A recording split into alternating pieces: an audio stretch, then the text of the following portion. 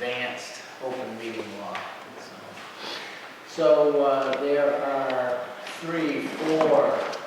four audio recording, five audio recordings. You haven't been here so long, Ron, or we haven't been meeting together, so we got to get your way. So there's 5 audio recording devices and 1 video recording device.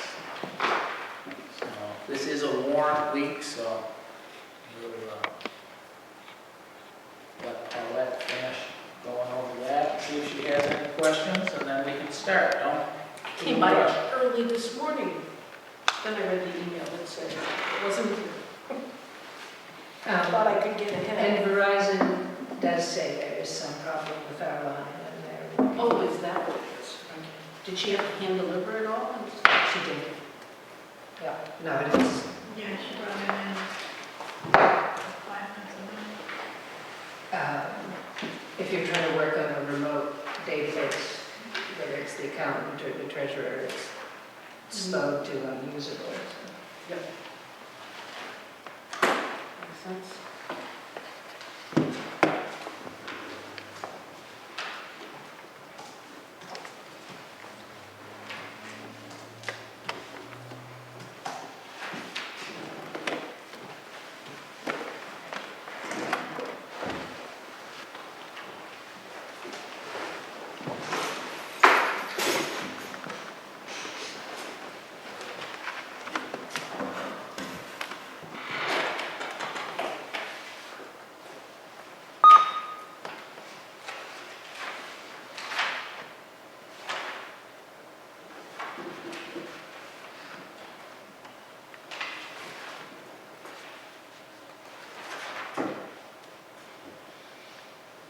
Seen these before. Is that just the test they're looking for as opposed to the result? Well, that's the invoice for Right. that's the invoice for those tests. Right. So this is, the test was to see if there was any as opposed to this is the result I found some. No, that's the invoice. But that's right. That's not the. It's just test results. They're not stating something positive there, is what I'm getting at. They're just probably, this is what the test should go for. $35 a piece for each one. Evidently. Well, there's 5 different ones a week testing. Right. Yep. So the Board of Health is like that. Board. Park commissioners, I imagine, get it, right? It's charged to the park. Wonderful. Ron, Yeah, what's that? do you happen to know historically if, when they do the testing At the lake? at the lake, do they also send those results to the Board of Health? I believe what they had been doing during Nina's term was with the park, and I believe just as she was leaving, she was trying to impress upon the Board of Health that they should be the ones who are in the forefront of that. It seems to be more appropriate that they have it because it's a health issue, and then you close down the beach If there was an issue. So I'm not real clear, but that's my remembrance I of think it. this is just the test. That's the invoice for the test. There's no results. Well, it says analysis, so. Right, that's the service that they did, and that's the invoice for it, but that's not the test results. Right. That was not a statement of something positive that they found. That's all I was here for.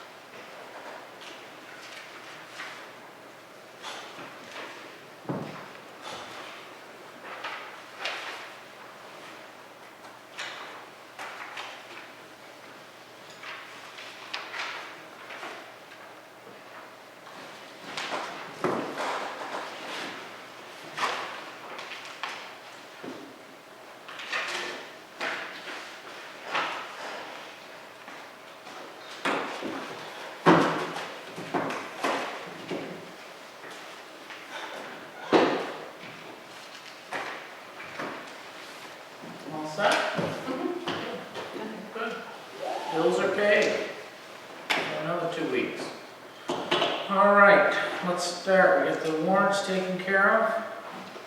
Before we get into anything else, let's start working on these minutes here because we're falling into the old trap of falling behind. We're not going to do it with Lynn. Lynn's going to keep pressing. So let's start with the July 15th minutes.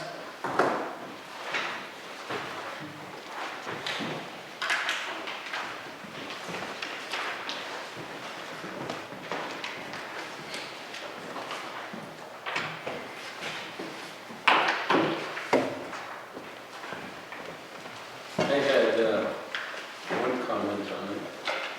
I'll jump in. I'm going to go to the page 4, Lynn. Yeah.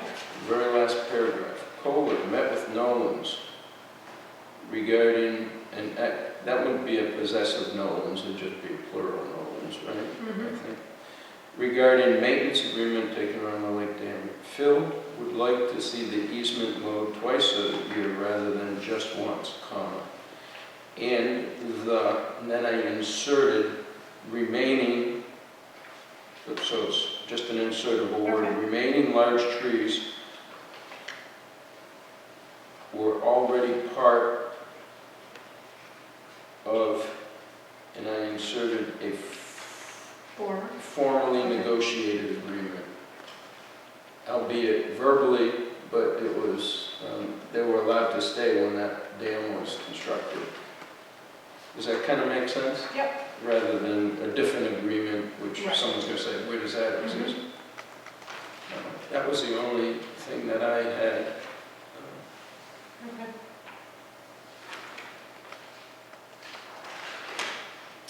I All got, that. yep, I got a couple of things. I like having the page numbers Yeah, it's nice. Let's see. I forgot to put my glasses on the bottom of page 3. Yep.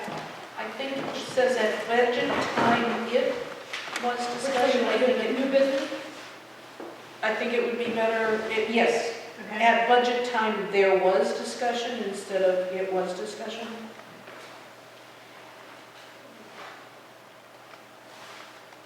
And then I think there might be a need for a period in there after $12 per hour, period, then a new sentence after meeting with the building committee. On page 4,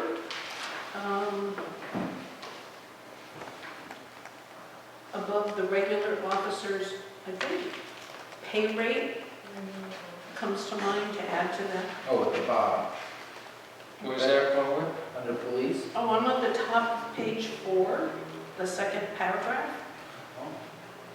Now, maybe we're all at different printouts. Oh. So it just said, per hour above the regular officer's pay rate was what I thought would put there. Further down, where accepting the resignation, Carter reads DeHertz, and I think you need an apostrophe S in there. Down under highway, the second sentence, the highway has hired 2 TWO summer helpers.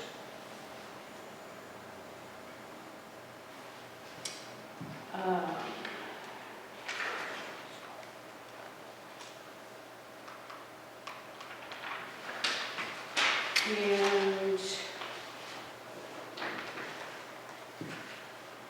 the paragraph on page 3, after the second motion, Select Board Member Paulette Cards apostrophe S. Rather than getting into a whole lot of rewording of that and asking for a lot of changes, I decided to type up and just make it an addendum to add to the minutes. Would you pass that one, John, please? Sure. So not to wrestle with that paragraph, I made an addendum of more information about that topic. Do you have copies? Yes, I will. I was just waiting to see what we do. I did bring extras. However, I think at the bottom of the existing paragraph where it says therefore, THEREFORE, as one word would be good.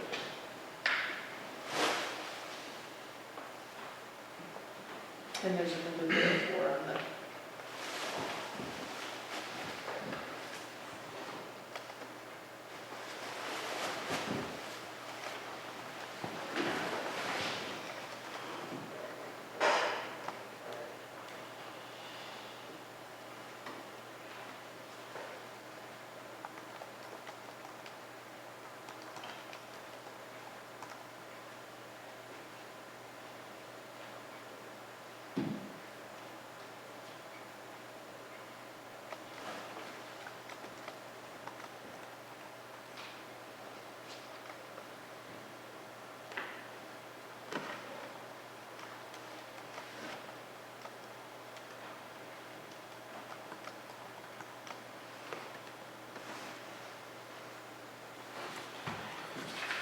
So this would just replace this. No, it's actually in addition to, rather than eliminating that, because there was some good information in there about the discussion between the board members afterwards. I just added that to it for more specificity about my response.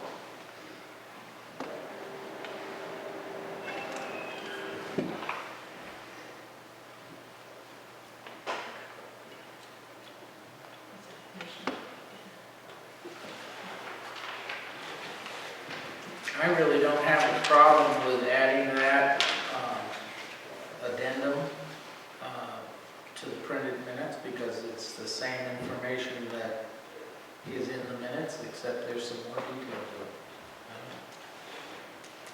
I don't see why we don't just leave the minutes the way they are. I don't understand. I mean, it seems,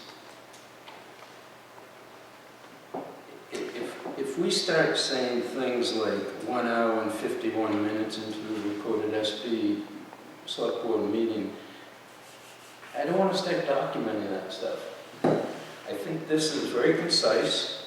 I think it addresses what went on. It addresses your position, Paulette's position, my position. To me, this is plain vanilla. If you start doing this and documenting, going beyond and adding these addendums, I see it as a slippery slope to adding more addendums and more addendums and more addendums. I suggest we leave it as it is. Period. I disagree. The reason I cited the time is just so you would know where I picked it up on the recording since I made an addendum. I could have retyped the paragraph, but I didn't want to distort everything that had already been done, so I said, well, let's just add it to the end, rather than saying, here's a complete rewording of the paragraph. So I was trying to make it more simple to include than to have a big change to that paragraph in the middle, was my reason for doing it that way. But I think the discussion and what went on in response to what you had presented the meeting before, I would like all of that in there. I think it's important.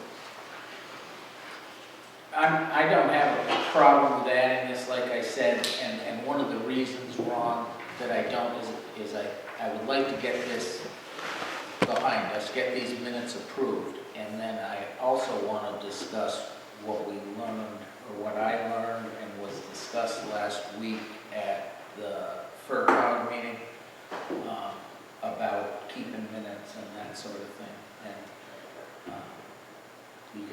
I think we need to share that information if Mary hasn't already done it with Lynn. We talked about it a little bit, so I may not have covered everything we discussed. Did you have anything else, Paula, to add? Just, Lynn, on that paragraph on page 3, the end of the third sentence where it says VALE, I think you want that to be VEILED. Yeah. That's already changed. And then there was another therefore on the next Yeah. line. Okay, great. Thank you. All right, so I'll make a motion to approve the minutes of July 15th as amended and including Paulette's addendum number 1 for these minutes of July 15th. I'll second. Any other discussion? Yeah, I'd like to know how you're going to do this. I mean, how are you going to, where's it going to go in the minutes? Is it a separate document? Is it a repeat of what's on this As page? an addendum, it would be an attachment to the back of the document, so it would actually become part of this document. And since it's different than this, you don't see ambiguity? I don't really see that it's different, it's just more detailed. It really doesn't say a whole lot more or less than what's in that first paragraph. I mean, does it bring anything new to light from somebody reading it? Really, probably not, but it is more detailed. Are you going to address this as, should there be a title in here saying submitted by Paulette Lucart and accepted into the minutes or something? I mean, where does it come from? It's an addendum, wasn't created by our scribe, right? Huh? So it somehow needs a title, or it needs, and I don't mind if you guys vote for it, but it should say as submitted by Paulette and approved by the board. We should have some type of... Does it make any difference? We're attaching it to our minutes. It doesn't, if we're approving it, we're approving the minutes as typed and with this addendum. Everything you have in the back says Finance Committee's recommendation, open meeting law complaint. There's a lot of detail as to what this is. This is part of the minutes. This is a piece of the minutes. It's not just a separate document. But it's not something that was created by our normal methods. This is something that you brought to the meeting, right? I mean, really, we should say you brought it to the meeting and it was accepted as part of, as an addendum to the minutes. Fine, but it's no different in any of the, basically, it's a correction of a sort, not per se like where we go through and fix spelling and change sentences, but it's an attempt to do the same thing. If you want to add on to it, you know, typed by Paulette, sure. See, I really don't see it as any type of correction, Paulette. I see it as just adding detail by your request. I don't really see anything in what you've typed up that I wouldn't gather from that paragraph that we're addressing. Fine, But if if adding this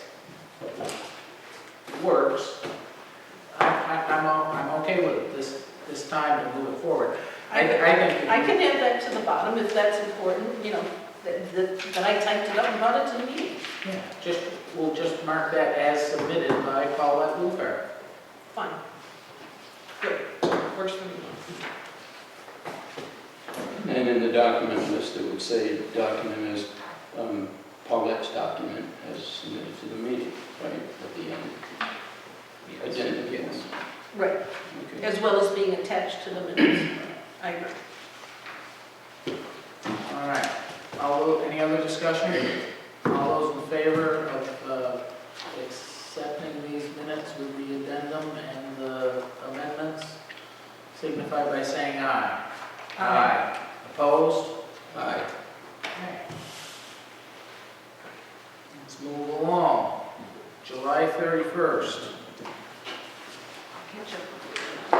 This is a big set.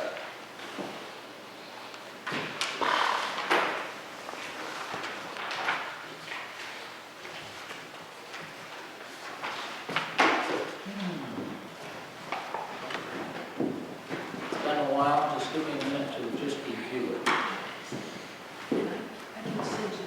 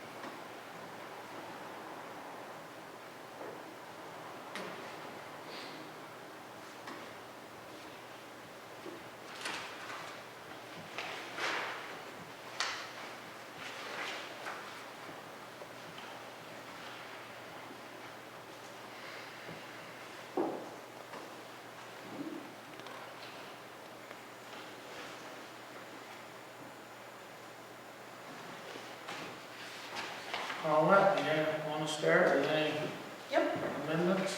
Here are little things.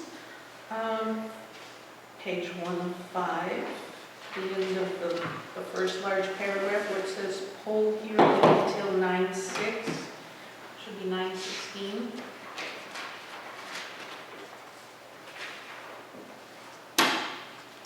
What page is that on?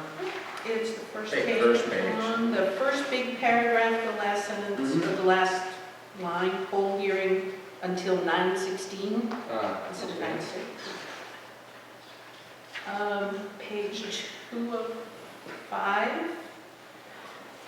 That big paragraph, if you come up from the bottom to the 4th line, it says on all questions asked of here, I think it would be her. Further down on that page, paragraph starts with Dave Newell. Third line down, students enrollment. I think there's an L missing. The motion, I could be mistaken, but I thought that was the one where Tom voted no. It was the second letter that was going to go, and I thought that evening he Yes, I voted did no. vote. I did vote no. I did.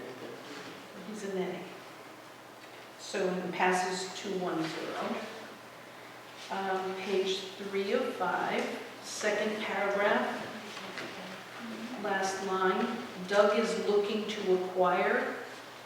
I think you could change that to not a Roman, number one as opposed to the word one, it would fit better with your 2 cell phones and 3 GPS. And about halfway down the page where it says motion, and accept amendment as opposed to appendix. I'm sorry, I'm missing you there. Motion, Carter, Yeah, makes a motion. and accept, instead of the word appendix, it should be amendment.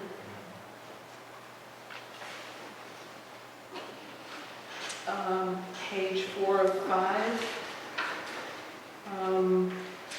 I'm down, there's a paragraph, 4 lines, and it starts with colon. The second sentence, seem to locate, I think it's an easement as opposed to and easement, unless I'm misunderstanding.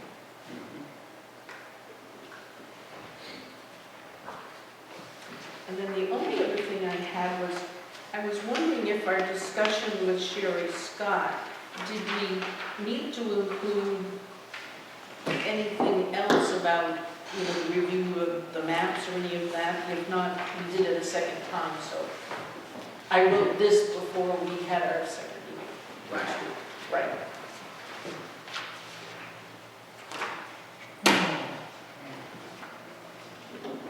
Well, it just said that Warner had it within the survey maps, right?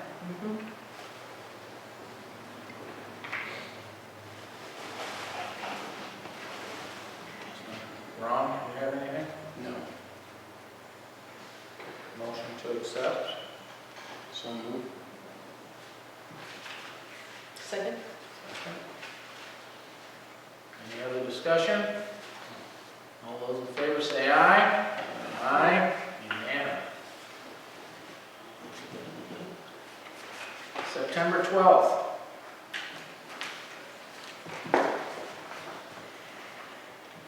This was a short week between meetings while you were gone. September. We didn't meet on Monday because I had a little stomach bug, and so we put it off till Thursday, and then we met again on Monday, so it was one afternoon. We didn't go too late, so I'm trying to keep us up on that. Good. Before we get in, just because I'm mentioning that, I was very impressed last week on how well Phoebe kept time-wise. It's going to be done at 9 o'clock, and it was done at 9 o'clock. Who was that? Phoebe Walker, her cup. It's going to start at 7. We don't like overtime. So, all right, September 12th.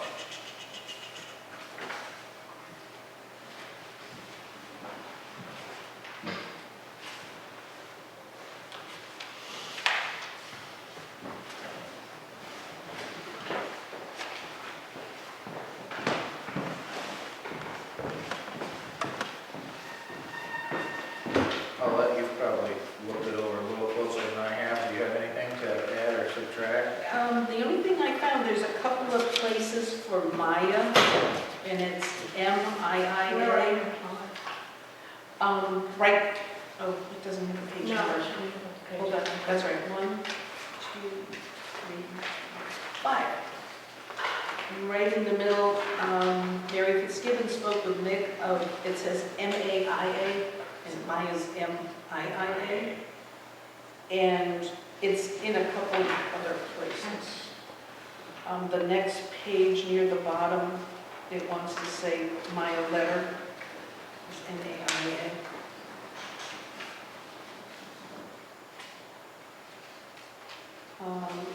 Next to the last page, Lucard suggested a copy of the agenda, and it was to be the agenda that's actually used at our meeting. So I wanted, it's not just the agenda that was posted, and I wanted to clarify that a little. Copy of the agenda used at the meeting be included with the meeting minutes.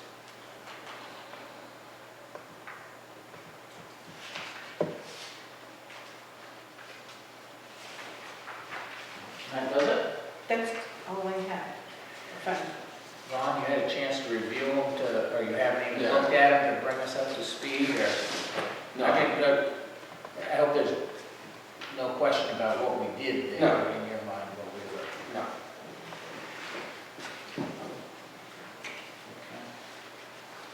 No problems.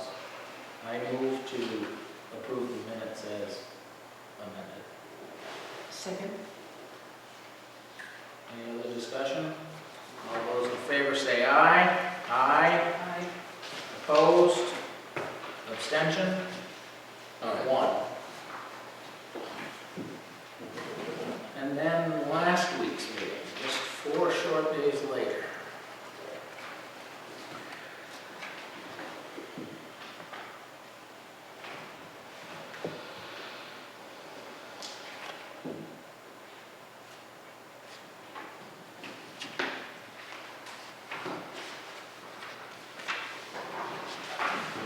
So you get out of this, that we've got the one poll hearing is still coming back to us, Yeah.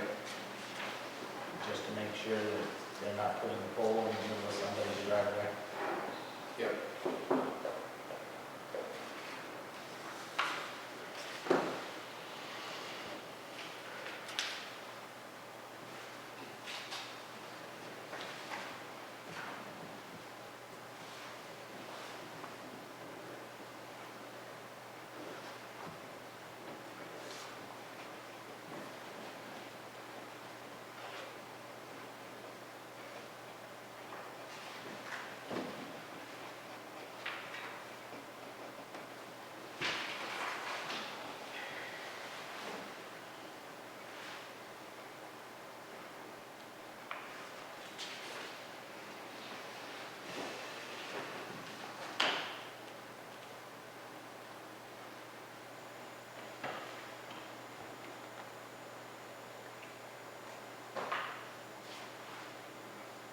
Paulette, do you have anything on this? Couple little things. First page, first paragraph at the bottom, put of, I think it's put off. Yeah, I already changed that. You got that, okay? The second motion down, seconded by Lucart, would you add an H after the K? Oh, yeah, okay.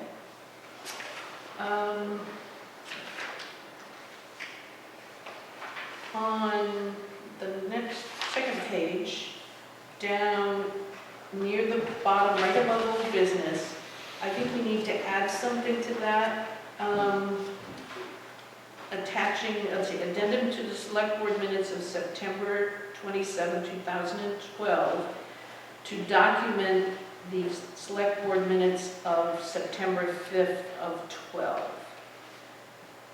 being approved on 9/27/12. And we voted, I made the motion, it was seconded by Tom, by Carter, motion by Lucart, second by Carter, and vote was Carter, yes, Lucart, yes, or aye. I'm sorry, where, are you still on the second page? I'm on the second page, it's down right above old business. Yeah.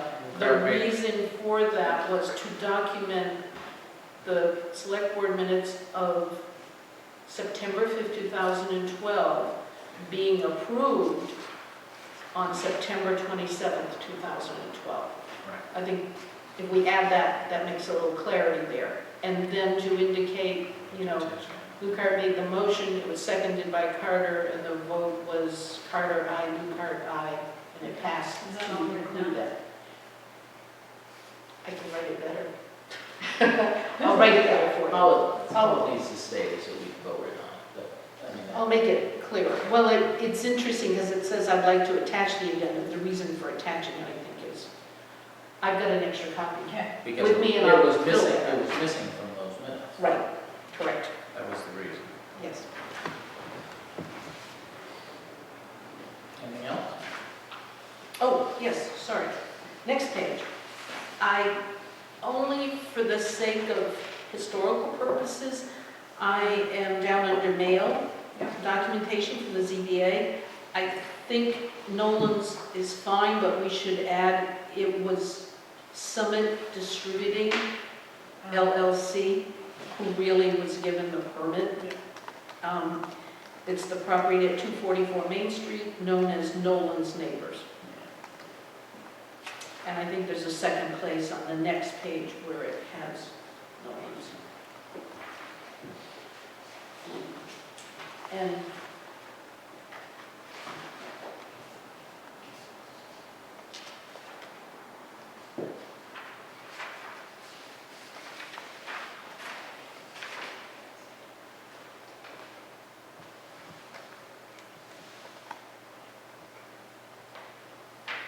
Good? I make a motion to accept the minutes of September 16th, 2013 as amended.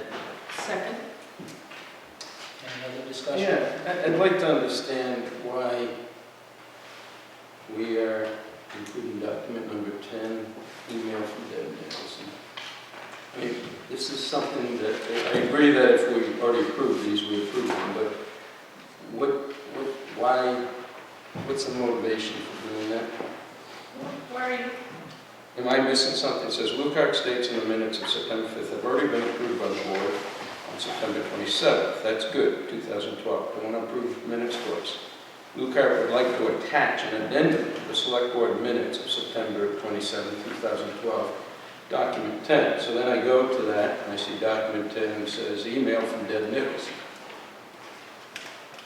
Well, that's not on mine, No, mine. because it says on mine, document list 10, addendum to select board meeting minutes of September 27th, Oh, presented by Lucar. so this, I just got this out of email. Maybe this was an old one? Is that possible? Oh, Right.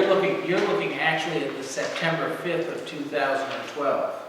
I am, well, yeah, I Yeah, thought okay. these were redrafted. No, this was just, Oh, The you minutes. missed that discussion. no, they weren't redrafted. There was just in the minutes of the 12th, believe it or not, last year, the minutes of September 5th were approved the following week. Okay. But there was an omission that they were, that the minutes were approved. Oh, an actual stating of it. Stating of the minutes were So approved. can I see what you have here then? Is that okay? So it turned out that draft you have for September 5th is old, and I brought a copy in Oh, of the approved version. so this the- is an old one, even before we. So the addendum is to document to the minutes of September 27th that we had approved the minutes of September 5th, and it wasn't in our minutes. So it was like a one-liner. Thank you. Any other questions? No. I can understand your confusion, because I was a little confused That's just, I Last printed week, it out right out my email. when we were discussing it, because I couldn't believe that they were getting approved so quickly here for a spell. Anyway, all those in favor say aye. Aye. Opposed? Abstention? Abstain. All right.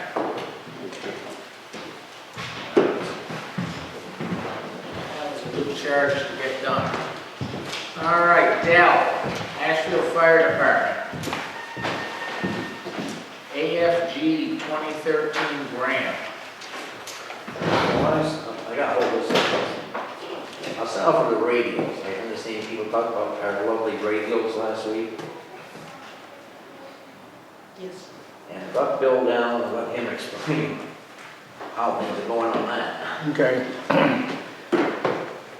We're adding this was, radio discussion wasn't on the agenda that I've got here, but that, nobody on the board, I think, is gonna have a problem with us discussing. And I'm sorry I might have dropped it, because Dell came in this afternoon. You'll see after the little star or asterisk, I added Safe Grand Firehouse, electrical issues, and I should have said and other issues, because he said that. and I didn't get it in. All right, so, yes, I mean, that was a discussion last week with the police chief about spots in town where they couldn't get service. Yeah, the radios aren't the best. I was on vacation in July and we had a car accident on John Ford Road. And we had an incident where the driver was how bad it is to my people, and we couldn't get back in the radios. Plainfield showed up. We had to use their radios, which went to Northampton, they had to call Northampton, and they had to call Green, Shelter Patrol, which had to get the police up there to help my people out. So we still got a lot of dead areas, and like I say, I'm gonna have Bill talking more about what's going on. When the leaves leave the trees here, our radios will get better, but that's only so many months a year, and the rest of the time, it's horrible in places. And the safety of the police and the firefighters, as far as I'm concerned, number one. So, Plainfield was able to come to the same location where Ashfield radios wouldn't work and theirs worked? Different system. Different system.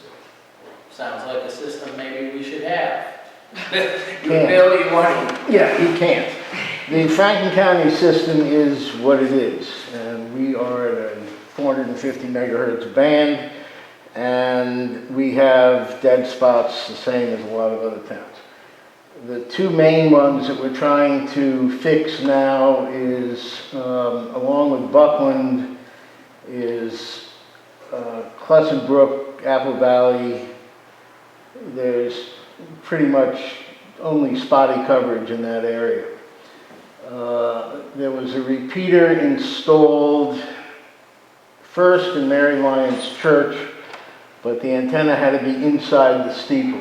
It did cover fairly well, but without an external antenna, it didn't really work. So the repeater was moved to the Buckland Fire Station at the bottom of Ashfield Mountain, where it didn't make much of a difference. It needs to be higher. So the discussion was to try to move it up to the Ashfield transfer station to get it further up, but some tests that were done week before last showed that it's probably not, it's spotty reaching the Buckland Regional Tower, which is what it has to talk to. So we don't think that's going to give us any benefit.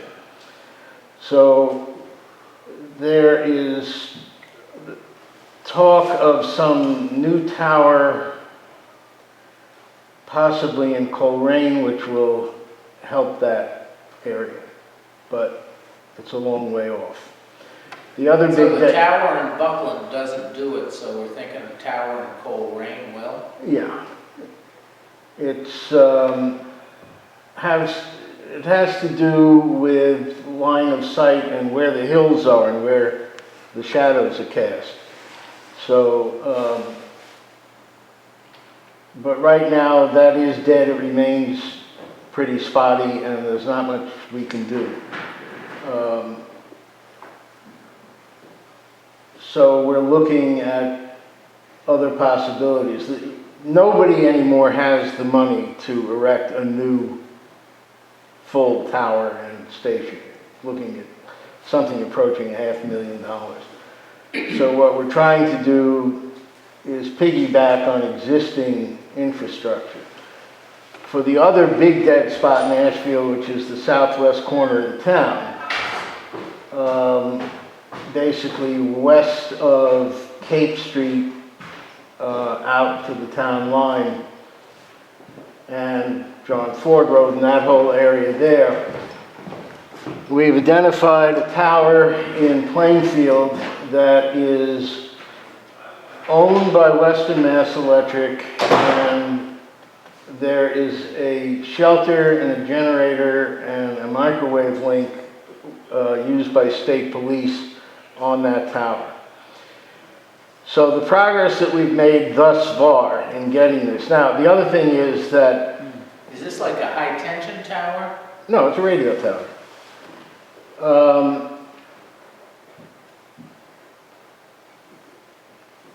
The idea would be to put a full radio station up on that tower, simulcast 1 and 2, and possibly a regional channel as well, but certainly simulcast 1 and 2. So what we started with is the promise of some equipment that's coming from Berkshire County. Berkshire County is moving from a 450 megahertz system to an 800 megahertz system, and they have a lot of surplus equipment which they are giving to Franklin County. Some of that equipment is being set aside for use in Ashfield, because without that, just to put up a new radio system would run $150,000, $200,000. But we're reducing the cost. We have verbal permission from Western Mass Electric to go on the tower. So that was number one. We have, again, verbal agreement from Mass State Police to be able to use the channel on their microwave system for communication with the rest of the system. That saves us having to put a microwave link in. It's complicated, but pieces of equipment like the radio itself, the antenna, what they call a channel bank, a GPS unit, these are various things that need to go into a rack that will then constitute the system. We have some surplus equipment of our own. We have equipment that is coming from Berkshire. Berkshire is behind schedule, so the arrival of that equipment has been held up from them. But what we're hoping is that, and again, the time frame keeps slipping, but what we're hoping is to cobble together a simulcast station there at minimum cost to the town. The radio committee does not have any money to put into it itself, but it has no problem in supplying in-kind stuff. I mean, you know, parts that we have.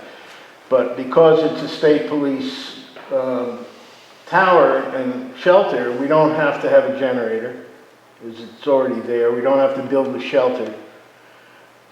It's already there. We don't have to build the tower, and we don't have to put up a microwave link. What we need is the radio equipment, and some of that is coming from Berkshire County. What we might have to do is... Coming in 6 months or 5 years or... Somewhere in that, between those two. I'm hoping it is getting closer. Things got delayed a little bit because the Homeland Security, the Interops Committee of the Homeland Security Council did a study in Franklin County to look at dead spots and to see if money could be raised out of what little there is left in Homeland Security to help solve some of the problems. We pushed the Ashfield whole, but it didn't get picked up on because it's a single town problem. And they are trying to restrict the money they have left to regional issues. We argued that this was a regional issue since it's a regional radio system, et cetera, but we didn't get anywhere near the top priority. We're still on the list if somebody doesn't use some money. But what we're pushing now is to get a final list of equipment from Berkshire. We may have to pay for a structural study of the tower. Apparently, anytime you add anything to one of these radio studies, you have to have an engineer say that the tower can hold it up. It could be a ping pong ball, it could be a microwave antenna, it doesn't make any difference. Because these studies are not done to say, yes, this can take X amount of pounds or weight. The studies are done as, yes, it can hold this piece of equipment which you have described. So that's where we are. The Ashfield dead spots is permanently on the radio committee's agenda. It will not come off until we've solved the issues. So I keep pushing, but the progress that we have is the agreement, at least, of the players that we can go ahead and use the shelter, the generator, the tower, and the microwave link. What percentage of our dead spots and problem places with the radio are west of 112? 7. 70-80% of our problems, you know, I mean, if we didn't have dead spots west of 112, we'd almost have no dead spots. Well, you still have that hole around Apple Valley. But that's still the other side of 112, it's west of 112, right? No. Well, yes, but the tower in Plainfield is not gonna help the Apple Valley problem. So part of my simple-mindedness, but if you're up to John Fordbrook, and Plainfield has reception and workable, isn't there some way that we can turn a knob or hit a switch or do No, something so we're in that position that we can use that system, even if it costs the town of Ashfield $1,000 a year to pay Hampshire County for the service? you're not talking to if you did that, you wouldn't be talking to the Franklin County Dispatch Center. And you wouldn't be talking, you would be talking Talking to, to Hampshire County Dispatch Center seems like it would be better than not talking to anybody at all. I have permission from Hampshire County to do that. We have radios in our trucks to do it, just our portable zone, all right? So, but we can go to Hampshire County, they will go to Shelton Falls, but it's just a long ways around to get things. Maybe just have one push button down, each dispatch has one push button to talk to each other. Okay. So we can do that. But the object is, this town's paying a lot of money for radio mains and stuff, not having them working. I've been told in 5 years these radios will be obsolete, and I'll go back to the low band. Because the low band, our old radios, follow the mountains. These new ones just bounce right across. That's why we're having so much trouble. And like I say, why do we need, I got 130 channels on these radios. I'll never use 130 channels. The next one you can talk to Boston. You can have one vehicle, have a radio to talk to Boston. If you ever had to go to Boston, which I don't think we'll ever go. Sounds like it's nice. The radios will TV, there's 700 stations, and there's still nothing to watch. I can get radio communication. I can talk to people in Springfield, but I can't talk to them in town. That's how crazy these radios are. I better talk in town. I don't care. Well, and I'm not convinced that being able to use Hampshire County Dispatch is a long-term solution, but it certainly could get us through until Franklin County could get this squared. again, there is some capability of doing that. We would not be able to use the portables. We'd have to buy a whole new set of radios, because these won't cover both of those bands. No, but the vehicles The could. vehicles, Yeah, we got it already. you can do that. We already got it. Did the police have them also? No. I don't know what the Hampshire County Police would be. I just know the fire was. Wasn't it last week when she was saying that the radio, and I believe the remote ones they're talking about is the one on your shoulder, you're in a situation where you want to call for backup or extra support or whatever, that's the one that's, when they get in those areas, they have nothing. Right. So I don't know whether they could have a second radio that could temporarily talk to Hampshire. Like you said, something's better than nothing. When you think you need help, when the police want to call for assistance, you want to call somewhere. Right. I mean, if that would solve a significant amount of the problem, I'd be all for looking into that. Not that I'm saying that Franklin County system doesn't work, but it's not working for us right now. Right. I mean, there are holes all over the county that we're looking to fix. It's the nature of the topography.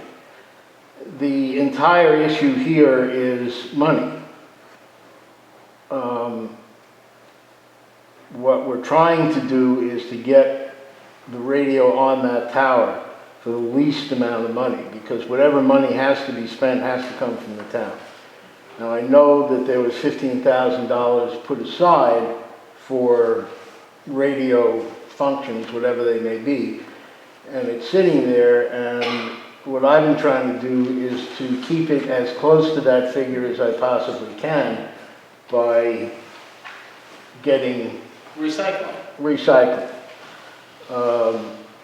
But, you know, that approach takes time. If we have, I don't know, I could get a figure, $100,000, we can go ahead with it tomorrow, but we don't. Bill, the radio you have there, is there a version of that that would work with both systems, the one that Ashfield is on, as well as being able to then do something, so maybe you have to make an adjustment of where you are to be able to use the Plainfield system, and you'd have something in your hand instead of going to the truck? Not that I'm aware of. There's two different, The spread is too great. We need a second radio. we got already, we got the portables and everything else, just, For Plainfield area? yeah.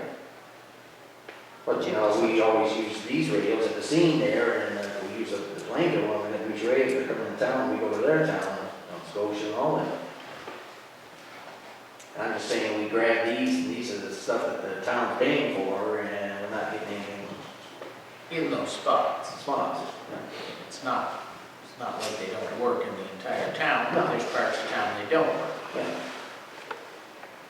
Is This there, has been on. has anybody spoken to you about, is there a cost for us to use that system if we used it on occasion? What, Hampshire County? Yeah. No, we have a mutual aid agreement with them. So They you have have, our radios too, some of the gas and stuff. because if I'm thinking about Spruce Corner area, anybody that would come and help us on anything would be Hampshire County. Right. You know, Plainfield, Goshen, Cummington, that whole deal. So us having communication with them,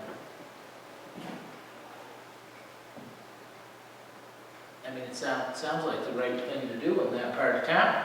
Yeah. Is the problem you may be out there doing something and you've got the wrong radio? You have to remember to switch radios when you go to a different section of town as opposed to the radio that you would use in town. Well, the problem is we just want everybody to be aware these radios are in trouble. We can do around it, but now that day the guys didn't have the Hampshire Town radio, so the Plainfield firefighter showed up. And they used this radio call. Now here they are trying to hold down a patient who's getting a little fight mood till the 380 showed up and everything else.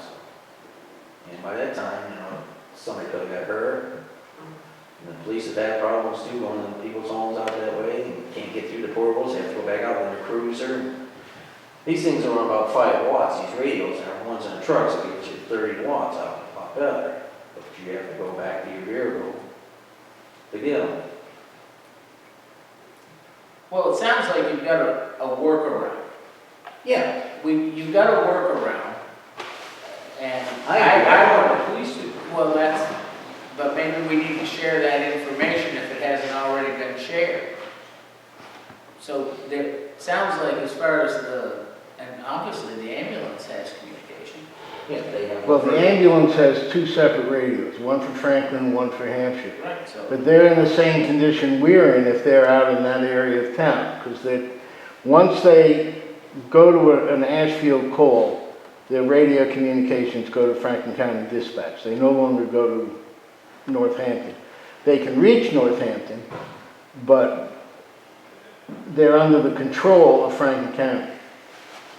So, yes, they have both radios, but the normal operating procedure would be to talk to Shove and Control. So, It's done. you know, So until this problem is solved, Yeah. everybody needs to find a workaround. That's what my logic right, and is. to some extent, you can use to a small extent, you can go through Northampton. But, you know, if it's once in a while and not very much communication, there's gonna be no problem. If it starts interfering with their dispatching, then it's gonna become an issue. I have a couple of questions. Yeah, you're out attending to a fire in one of these blind spots. You call Northampton because of your mutual aid agreement. What do? Do they simply push a button and it connects you directly to Shelburne? Is it that If I'm simple? going to Northampton, yeah, but do that, but usually I'm supposed to go through Shelburne Patrol, then they can get all Northampton from each way. But you can't reach Shelburne Patrol directly, is what you're saying. So And you have to run. Northampton would call them and ask Shelburne Falls what my running order is. Oh, Then- so it's not simply that they connect you. And No. that dispatch office. I thought what you were saying was, all they do is push a button and you're talking directly to Shelburne. You have to talk to Northampton. Northampton relays your message to Shelburne. And then back to Northampton, then back to that. Now, from a fire point of view, you have to run to the truck to do that. You can't do it in the field, right? When you call someone, say, get an ambulance here or something, you have to run back to the truck to do all of that, right? Yeah, Based on- unless I'm calling them when I'm en route. Say that again? If I'm en route, know what the call is, then hopefully whoever called the 911 number, dispatch already got the town's coming.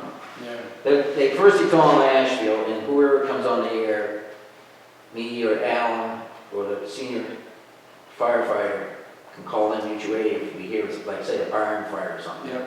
We can call mutual aid right off, but if we don't, we get to the area and have a call, and I can't get through, then I'm going to have to call Northampton, then they push a button, tell Shelburne, hey, Ashfield's got a barn fire, they would like mutual aid, what do you want to do? And then Shelburne will be towing out, and then Northampton will tow out Hampshire County. Yeah, that's kind of crazy. What about, Bill, this is for you because you're on the council there. Is Ashfield's problems any worse than the other towns that participate in the radio system? Are we the worst affected, or are they all about the same? There are some towns that have 90% coverage, there are others that have this similar situations to what we have, and there are different types of problems. In some areas, they don't get their pager tones, so we have workarounds for that. In other areas, there's voice problems. In the whole system, the system gets tuned twice a year. And so when you're 5 months afterwards, the whole system has degraded slightly. And then after 2 days' work, it'll come back up because you have to retune. Things drift a little bit, and it's a very complicated process that they go through to get everything balanced. And again, as Dell pointed out, when leaves are off the trees, everything gets better.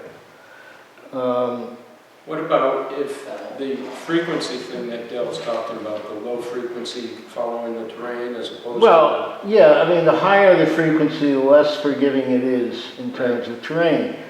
I don't think we're going back to low band. to, why, is it inferior? No, it's not a question of that, it's a question of the FCC allowing what frequencies are available to emergency services. I was just wondering if all of the towns are having a similar situation, if we had a hardship like this, would all the towns consider going to a different band that would? It would be throwing out this entire radio system. Oh, you would? It's not just crystal or something like that? No. Every piece of equipment, you could salvage the microwaves, every other piece of equipment would be gone. And the availability of spectrum is shrinking as wireless applications pick up. Brian? Just curious, if we had cell service in town, how much would that mitigate this problem? Quite a bit, because you could, if you're at a fire scene and you have access to a cell phone, you can call Shelburne and just talk to them that way. It'd be the same thing as talking over a radio. That's something maybe we should be investigating, solving our cell phone problem. That's something we have a little more control over locally, I think. How many years have we had this problem? Have we been sitting here with? Ever since they put it in, From the beginning. how many years has that? I'm trying to figure out when Genesis was. I think it was about 6 years.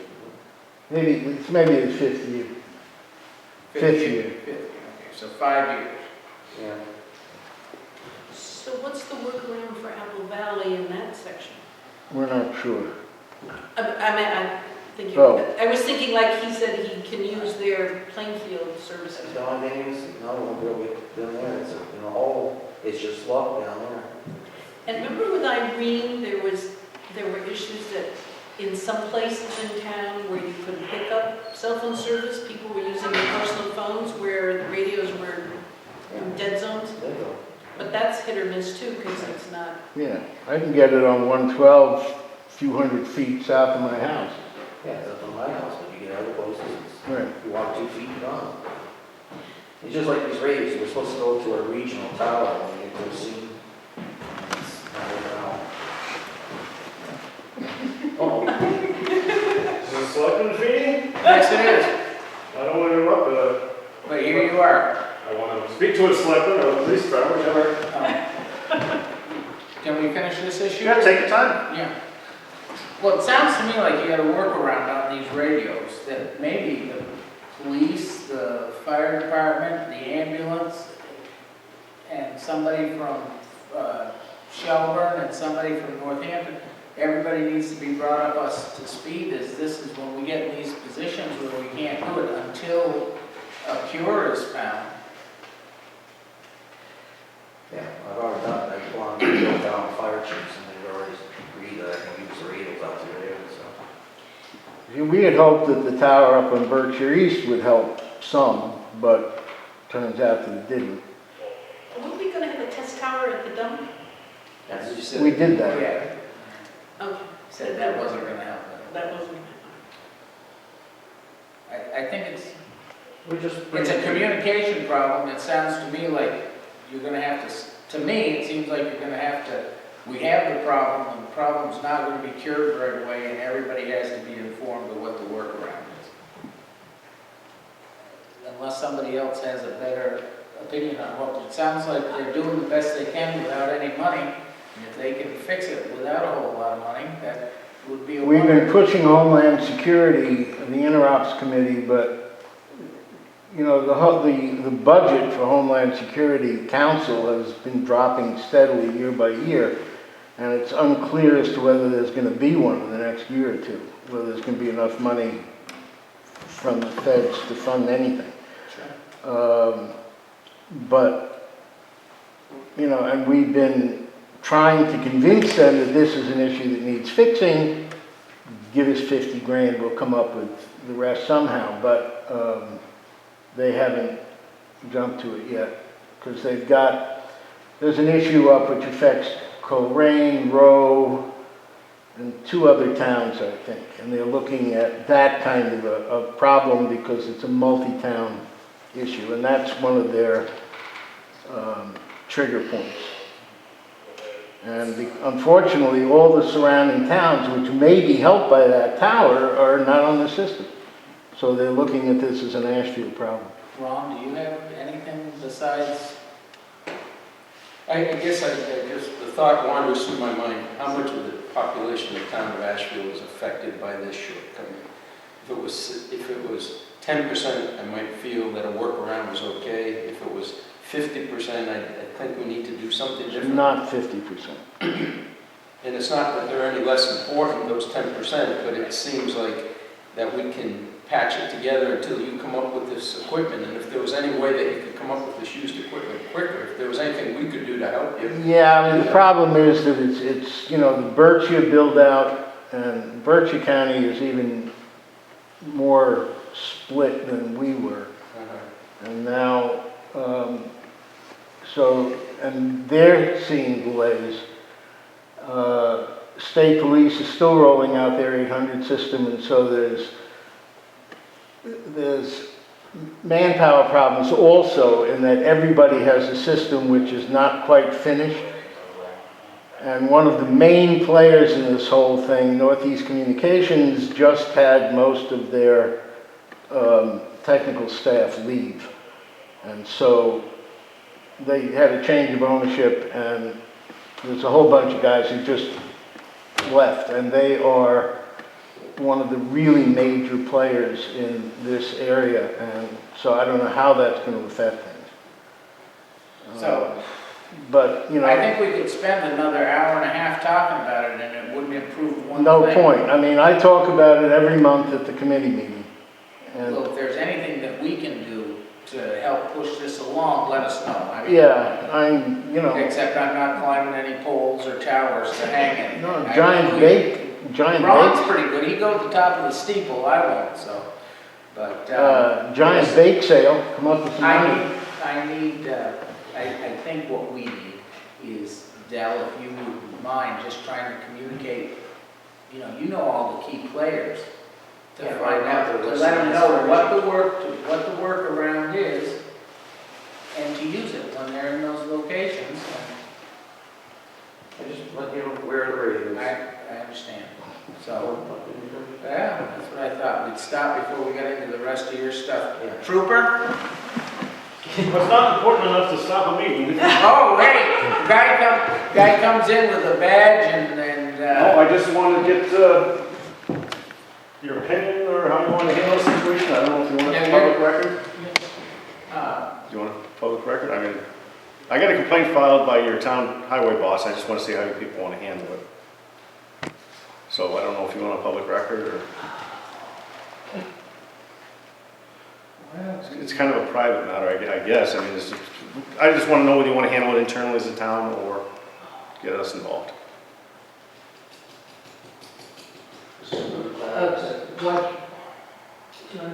what section? Why don't we, Just brief recess, I can give you the gist of it. recess and let me, And if it turns out we're incorrectly to make it public. is that all right? I'm fine with you. Yeah, you doing it? Sure, I'm not afraid of the So, recess Oh, at 8. What's that? all in there, I mean. No.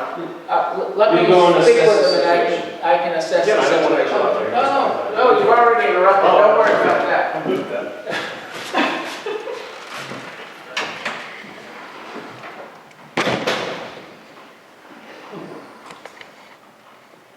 Since we're still in the meeting, Bill, last I knew you could get some equipment and put it on the tower. Is that still, I mean, there was a fee for doing that, but that's still the concept that would make. The concept is that there is some excess surplus equipment around, and what we're trying to do is to get as many pieces from other places that we can. For instance, That would solve that one issue over John Ford Road, right? It wouldn't solve Apple Valley at all. no. I'm not sure anything is going to solve Apple Valley. Even low band, we have trouble down there. Ham radios, anything like that, doesn't work? Yeah, put up a 1,000-foot tower, you can cover everything. I forget that. That ain't gonna happen. Put it on top of a windmill. Good. Hey, Betty. I have a question, probably Bill can answer it, maybe you can answer it. These repeaters that you're talking about, you tried one at the dump and it didn't do what you thought it would.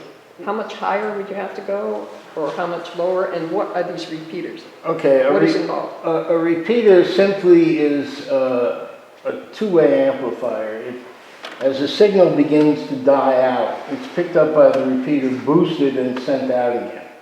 So it's kind of an interim amplifier.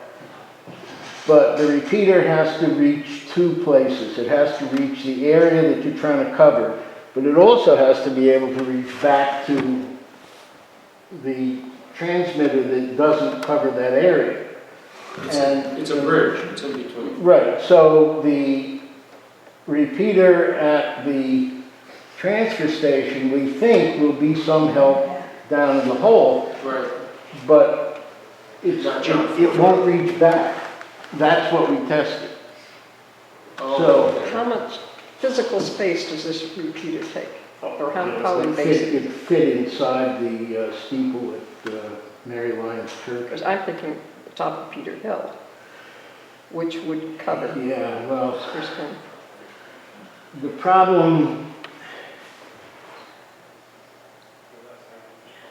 the problem with any of these things is that being part of an emergency radio system, you've got to have an emergency generator, shelter to put the stuff in. It's not a trivial, it's not just a thing that you hang up somewhere. Well, that's what I wanted to know. I mean, I just Yeah. wanted to know. There was talk at one point about a tower up the top of Peter Hill, but that was many years ago and it got shot down pretty definitively. Bill, as long as we're still talking about the radio, just, if you said it, I missed it, but in terms of Apple Valley, even though you said not much can be done, is there anything else that can be done to improve it in any way, shape, or form? Yeah, well, there is a repeater at the Buckman Fire Station, which is of some use. It covers more than you'd have without it. And that would be a part of this equipment we're waiting for? No, It's already there? yeah. Oh, okay, Oh, it's been there and working. okay. That's the piece of equipment that started at Mary Lyons Church. That would be a much better location for it if we could put the antenna outside the building, but they We'll won't. just discuss it real quick. Because it's a historical building, they have the antenna hidden inside the steeple.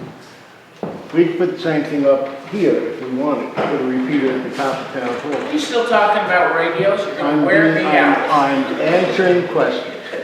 We're up to me, I'd be home right now. So, You're coming back from recess. yes, we're coming back in. This has really absolutely nothing to do with going into executive session.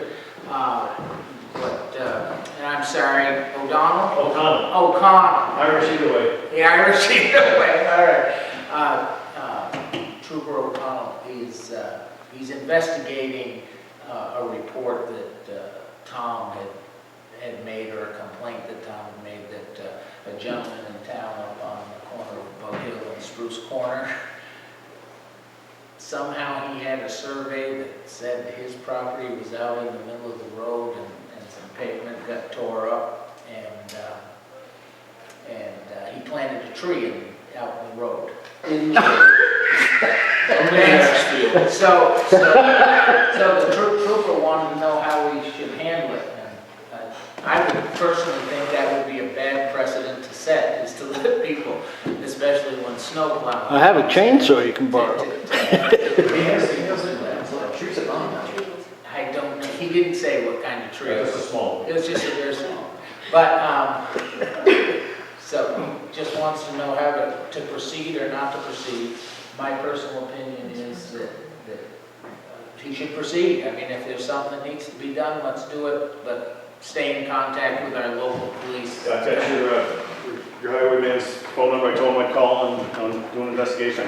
I said, didn't want Is the To tree be still? clear, the tree is, there's a roadway and there's a paved surface. The tree is in the paved surface? The about 2 pavement's feet been- in from the edge. The pavement has been tore up, so. So it's the How many feet from the edge? Probably 2 feet, Into the road? yes. Yeah, that's a safety hazard, obviously. I'm curious to know more, but. Charge, Okay, I'll get in touch with your police department. I'll handle it. just like. Thank you. Sorry to interrupt. Thank you, officer. Thank you. Took me a while to figure that out, but I know where it is. The tree's gone. Huh? Somebody took the trees, I don't know, somebody got them or somebody. Yeah. Oh, so the tree is not still, No, the road's chewed up. huh? The road's chewed up. And we didn't chew it up to do No. paving. The individual did. The individual did. Yeah. Oh, he doesn't even, he technically owns the property, he doesn't live out there, he lives down here, and so, that's the one, with his girlfriend. Well, anyhow, that was easy. And entertaining. Okay. All right, so Dell, what I did have you on is a grant. You know, okay, which grant? AFG grant. Okay, I still got more about. What's AFG? It's a System to Firefighters Grants. We didn't get the 2012 grant, again. We put in for a fire truck. They do us on a point system. And it's divided in threes. The first Third, it's all electronics, we do wonderful on that. It tells us how many calls we have, how many people live, and all the finances and everything else. That's by a computer. The next two are read by human beings, and they're all narrative. There's 4 different sections there, telling why we need a truck, what's the financing and stuff, and they seem to be failing on that. They want the 87 points before they Qualified. to qualify. We had 76 this last time. And it's all due in the area. But I'm letting you people know, I'm gonna try it again for a truck. Replace that 87 brush truck out there. I don't know if I rescue, they go by the oldest vehicles and the average vehicles. I don't know how much that new rescue is gonna take away from us some points. But also, there's 3 different sections of this grant. We can go for a fire truck, and then we can go for equipment. Most of my equipment is not 15 years old, the air packs, the turnout gear and stuff. So I can't go for that. I can go for a little bit of stuff. They got a new grant up to $25,000 this year, which they call a micro grant, that I can go for little stuff. Say I want a thermal, they're about $10,000 a thermal, go get a couple of them, or maybe a couple of sets of turnout gear. I got one firefighter, which I'll discuss in a minute, that he used all his firefighter gear to go through the academy and ruined it. And it's $2,000 for equipment for outfit a firefighter, so. But I just want to let you be aware that we're going to try to put the grant in again and see what happens. I went to the class last week, got a $10 fine for parking. Supposed to be a 2-hour class and not be a 3-hour class, I didn't put enough money in the meter. Oh, well. But the guy, the federal guy who does New England Day Park, he was there and talked to us how to go through the grants and stuff. And he's there for us a call. We had a secretary there, Downing. Yeah, she was there, we can call her and stuff. And we just have to make sure we got everything done. And the woman who helps me with the narrating and stuff, she's very good. So they're looking at something that you really need. In other words, they look at the age of what you have and they say, well, you can get along with that. And goes by How about- calls and population, like New Salem has 500 people and they have very few calls, they can get nothing. Ashfield, we got 1,900, and we got 170 some calls a year, it helps us.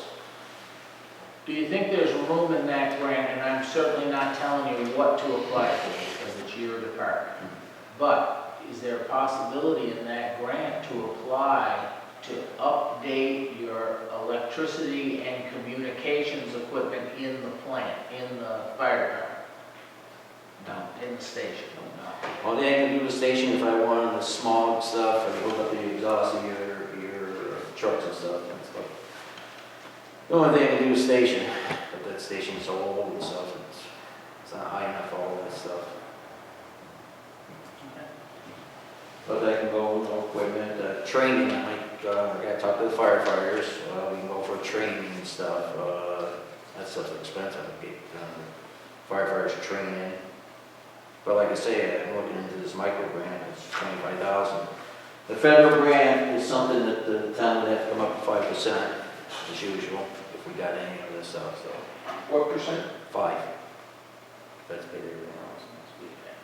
Any questions? Do you feel that maybe part of the reason we're not scoring properly is that maybe you need some help writing it? I mean, we have in town a number of people that have a lot of experience writing grants and making, telling what they need to hear. Well, we can get one of those baby prior, but Donna's been using Louise needles. She used to live down in South Ashfield, I think she lives up there around town, up here, Spruce Monitor. She writes grants, so Donna and her are good friends, so they've been, she does that, I do all that legwork, I overruns and everything else, get all the first part in, so. But like I say, it's It used to be. I mean, if you're accessing the help, that's the only thing I'm saying, if you're accessing help to help you fill in the right. Yeah, we are trying. Okay. And like I say, Dave Ferraris would help us there, make sure we're everything right. We got a help desk we can do. So, As soon as you do, Bill, how soon do you have to turn it in, or? we're waiting for it to come out. It's supposed to come out in October. Sometime we have 30 days to get in there and go from there. First surprise, I'll let you people know about it. They've had some departments get the grants and the select board there, and everything about them, and the select board went okay it, so they lost the grants. So we just wanted to, hopefully, you back me up for it and stuff. What's next? Is that the AFG grant? That's That's a the- SAFE grant. The safe grant, we had put that application in. There's two things on that this year. We can get the $2,600 for our population. And that's for teaching safety at the school. And the new one is the senior safe grant, which is $1,500. We put both in. I got 2 people who took the classes last year, went to school for a whole week. So they're qualified, and we've got everything in. Everything today, and this doesn't cost the town a cent. If towns do not put in for it, we can get more money. Last year, I think we got $33,400. And the more towns don't put in, the more each other town will get. So, Do you need anything from us to apply for that? nope, it's all in. I just want to let you know we've done it. It's all it shipped out today. I signed it. The woman who's head of the seniors center down in Shelton Falls, after she had to sign it, Doug Field took that down yesterday, got that done, so that's all set. So, we'll know about that. It's used to be you had to spend the money in 6 months, now they give us a whole year to spend it, so which makes it nice. And we buy a lot of stuff for the kids for, fire safety, and then we have a big field day in either May or June, we buy them shirts that safe on it and have a cookout and all that stuff, so works out good for the kids. One thing you want to be careful of with federal grants is to make sure that your elected officials are ICS certified. Yeah, we'll have to be there. Because if they ask and you can't show it, you don't get the money. Any questions on that? With Paula? Just a little bit, Del, you said the first time they're doing something regarding seniors. Did they elaborate? I mean, what are they going to try to have you do for seniors? They're finding out a lot of, it's the young kids who get burned and hurt, and the seniors fall asleep smoking or cooking pots and stuff. They're finding that a lot of seniors get hurt, so Okay. they want to teach them about better on fire safety and stuff. And that's, Most of it is seniors throwing pots at little kids.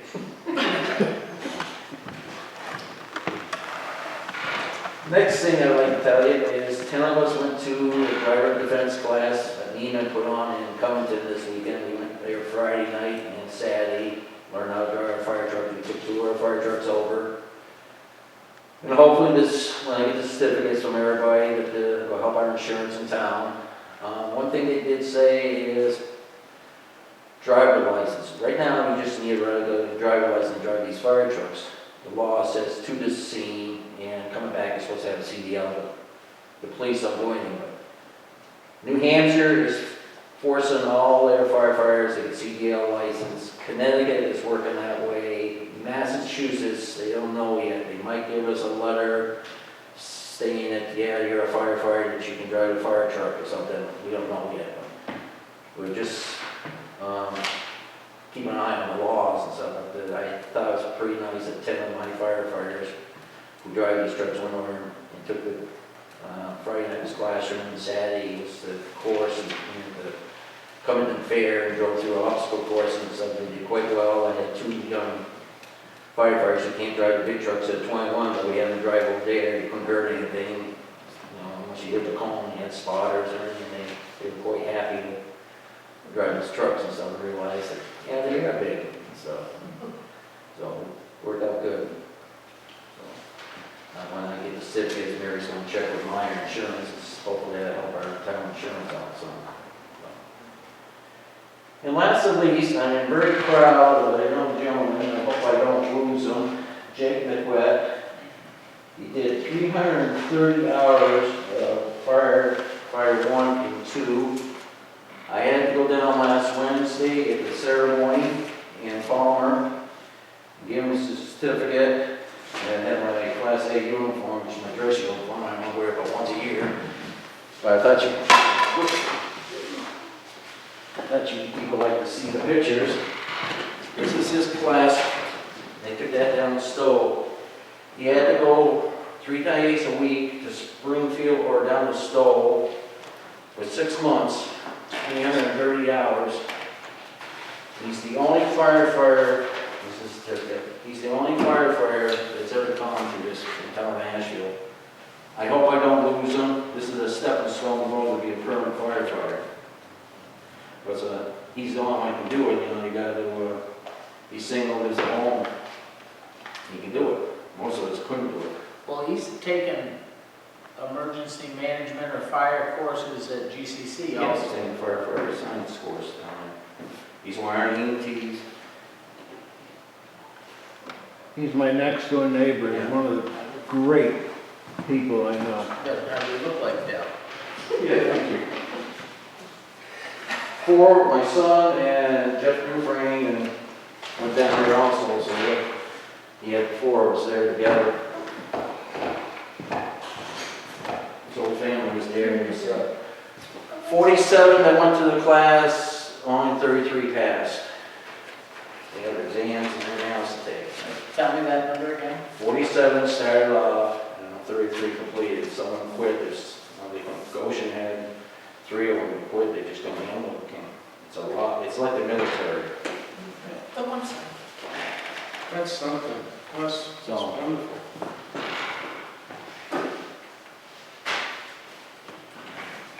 Have you released that to the papers in any way? Not yet. Will you be? Ashfield News and stuff. Yeah, that's what I mean. Yes. That makes sense. You bring me in there yet? No. Okay, I'm talking about. So, I'm gonna hang this stuff up in the firehouse. Yeah, there's a deadline coming up if you want. Yeah, I thought you put that rescue, did you put the rescue in there? Yep, I mean, to the, but if you bring that in tomorrow, you can send it right away. Does the board have a problem that that we draft a letter that we can sign? I'd like to send one to Jake, and I would also like to send one to the 10 that went for the driver training and thank them for doing that. Great idea. Something that we can sign and get sent out. Something to show that everybody knows how much Dell appreciates them. But if there was something from the select board, I think that would be a great thing to do. That's good. You can get the names of the 10 to Mary, so we can pull that together. Thank you. You're welcome. And firehouse electrical issues. We know there's electrical issues. Are you gonna get through Fall Festival all right? Robbie has done everything possible to do for us now. He says, that's it. He rewired, had to do some rewiring over there again. He's taking 20 amperes, making them to 15 amperes. Just need a new outlet box there, we're hoping to get through. New service, new Yeah. service. And we gotta come up with a plan on how to do the whole thing. If we can hold off, get through Fall Festival and hold off till the middle of November, we can try to get a crew together to figure out maybe a little more long term.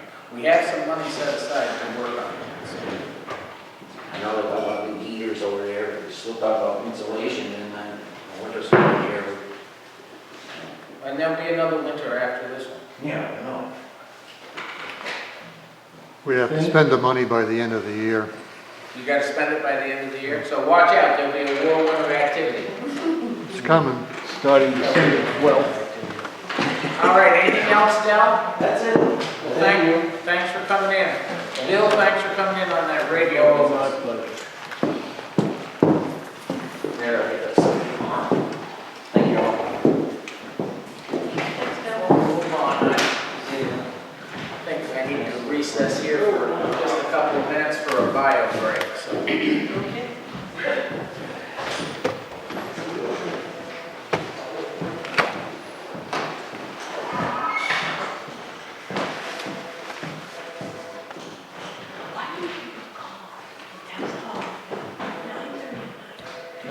7. They know we're here. No, no, and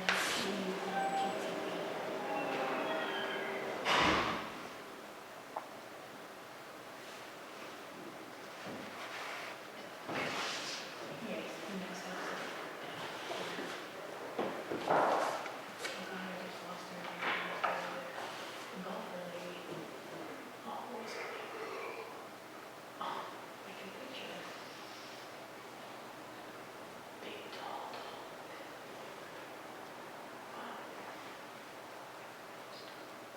Who? No.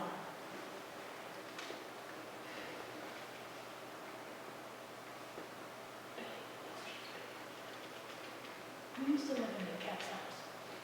In the cat's house? We used to live What? in the cat. Just up above the.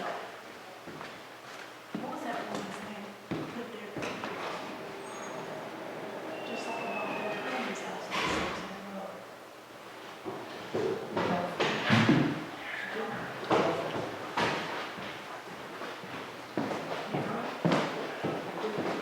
I can't remember her name. We set a bad precedent last week after these recesses, going downstairs to look at the cellar. Yes, Who used to live in the cat's house? and who? The cat's house. Big tall lady. In which house? The cats were just above Bill, Where where Jake lived. Jake was. Oh, Who, what? I can picture her on the golf course, but I can't. Oh, I know. That was, she's on my paper. Yeah, see? Every We all 5 saw her. seconds, I gotta get wheels turned. oh, it was See? Fritzy's first wife's mother. That's the same. It's just going to be so much fun. It was. Jerome. Jerome was right. That's Jerome, it. Edith Jerome. I was gonna say guy yet, but it was Jerome. Jerome, sure. Thank you. It's called crowdsourcing, isn't it? There you go. All right. Old business, fiscal 14 accounting services contract. We brought this up last week. You got the contract there. I reviewed the contract, and Paulette felt that we needed to send it to Copeland and Page. It really looks to me like a very pro forma contract that would be the same as what every other town and community gets. I don't really see why we need to send it off to the attorney.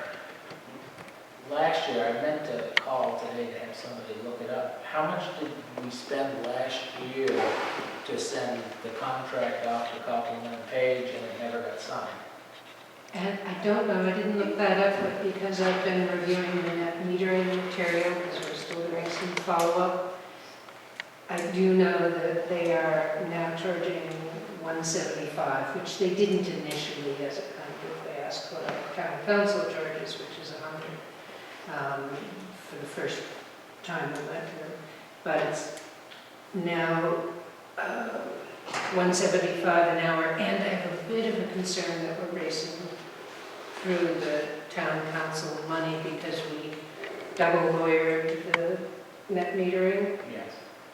So, My concern would be not so much that the contract isn't like everybody else's, but they too handle other towns. And if there's something else going on, I know last year Ron and I agreed at that time to send it out, and it did go back and forth. So it's sort of exactly, it sounds like, more or less, where it was when we left off. But they did have quite a bit of good information those first 2 times around. So when the things have changed, that another look now would yield anything, or just a quick review that says, just as it was, thank you very much, is sort of what I would be looking for. I guess my question on it was, did we go to Copeland and Page last year, or we did? Right. And then it went to Bob Dean, right? And Bob Dean said to me that he didn't really have a major issue with anything we were proposing. So why have the red lines that came from Copeland and Page found their way into the new contract? Is there any accommodation of that? Or is it exactly the same as last year's contract? I guess that's the most important thing. I didn't study every comma and semicolon, but it looks to me like it's the same contract that they sent to you last year. Which would be the same contract that Whately and all the other towns are getting to do the same service. Mhm. I mean, if I was our representative to the Franklin County regional governments on this, you know, it's either you buy it or you don't buy it. You know, I wouldn't have a separate contract, the language, I mean, certainly the dollar amount of what each contract is worth would be different according to the amount of services they use, but I can't imagine that would be a huge kettle of fish. But they were Yeah. making changes last year based on what we got back from Copeland and Page, but I think they were making it for more than just us. I think there were some issues. No, they did end up signing contracts with all the other towns. At some point, Bob said, look, we're not going to sign a contract, we'll just continue to provide you services for this year. See, I guess Because they can't, there are things that they can't change for one town. for the $350 or $500 or whatever number of dollars that was spent with Copeland and Page last year, what are two pieces of information that came out of it? I mean, college education costs money. I'm just wondering what big thing came out of not doing it. We still had the service. We didn't have a contract. Does anybody have a problem with the service that we get? But that's not the issue, Tom. The issue is if there's something in that contract that is, for example, a remedy or a liability to the town that we've been advised to do, and Bob said he didn't have issues with it, I'm not so sure that he hasn't accepted other towns' issues, you know, just saying, yeah, fine, do it. It's not like you have to have one contract for every town, I mean, the same contract for every town. So I'm questioning, Bob, you told me you didn't have major issues with any of this stuff. Why don't you just accept it? We went out and we spent the money to improve the contract, to protect the town. Copeland Page responded, we sent it to Bob. Bob said he didn't have any major issues with it. Well, my question to him would be, if you didn't have any major issues to it, you resent it to us. Why didn't you accommodate some of those changes? And then if he says, I'm opposed to them, I'm just opposed to those changes, then we have to have this discussion, you know, either accept it the way it is or go find someone else, you know. I mean, but it seems like a reasonable thing to ask him. And you haven't asked him that, Mary, I take it. Well, no, I've been waiting to hear what the board wants to do, what the issues are for the board. My memory is that there was an issue for the board about the length of notice to get out of the contract. Is that still an issue? That's what it is. But we had a red line document back. I mean, I could go. Yeah, we have them both here. I think I sent them both to all of you I quite a while ago now, yeah, maybe, when it first came in. I mean, I they don't recall seeing the email with that. I thought you all had, what, did I just provide you with the printed? Last week, we had a printed copy. And I think before that, didn't we And it have a seemed copy like the before? red line was small. It could have been, I just I don't have to recall go it. up. But, and last week, when we discussed this the first time, my intention was to get to the meeting early enough to meet with Bob, okay. but I didn't get there to Greenfield in time to meet with Bob. And I'm not prepared to. I mean, The reason I'm not prepared, I just walked in tonight and yeah, I don't even have the old copy red line or anything to That's fine, determine that's if it was fine. significant. I mean, I don't think there's life or death swinging on this, but I do think, I have a problem with spending a bunch of money on lawyers for something that's just, when you read it, is, I just don't think the bar needs our support that much. I agree with Ron, if there wasn't a problem, the contract would have come back, and it never came back. You remember, we were like, waiting, well, where is it, well, and he never sent it back for us to sign the way we gave it to him. And for me, after 1 year with it coming back, I mean, I don't have it memorized, so while spending the money with the attorney is important, but they're pretty quick at some of this stuff. And it just doesn't seem prudent to sign something without somebody in it. It's been a year. But we sign all the other FERCog contracts, don't we? No, I think we have them reviewed. Don't we? It think would the be last one we smart to got sign done. it without having somebody look at it. Why can't, I mean, if you've had somebody look at it, it's basically the same contract. I don't think It you is have to the have same it again. But I'd like to have Bob here maybe, or on a phone call saying, oh yeah, I'm sorry, it slipped my mind. We just sent you the exact same thing as last year. My apologies, we'll send you the revised one. Or come here and tell us that you have a problem with it. Because that wasn't the read I got from Bob at all. It was like, yeah, that seems like it sounded very accommodating. I'm just wondering, it's like Groundhog Day. We're at the exact same place we were last year. Well, that's what we noticed going through some of the minutes. Here's the question. When you sent it to Copeland and Page, did you send it for their review or did you send it for them to negotiate the contract?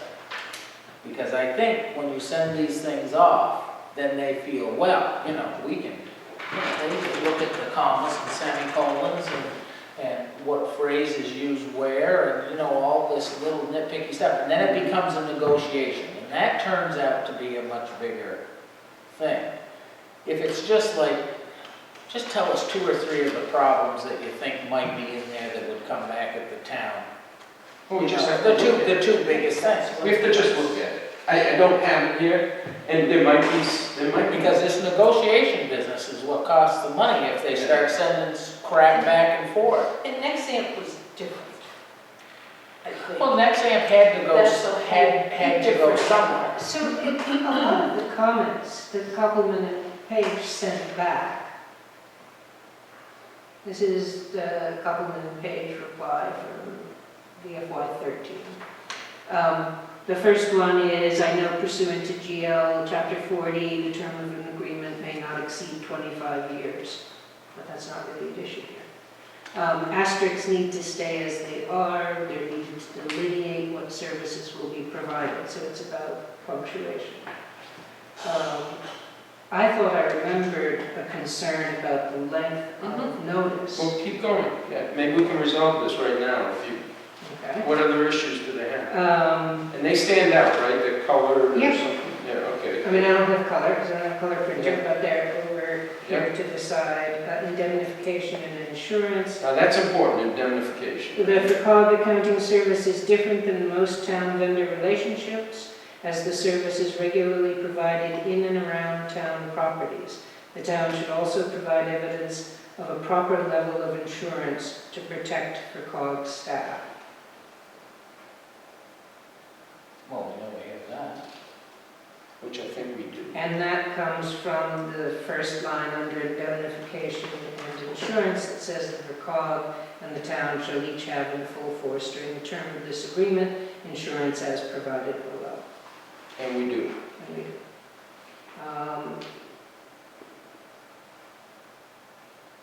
So let me just see if I can see if this one was taken.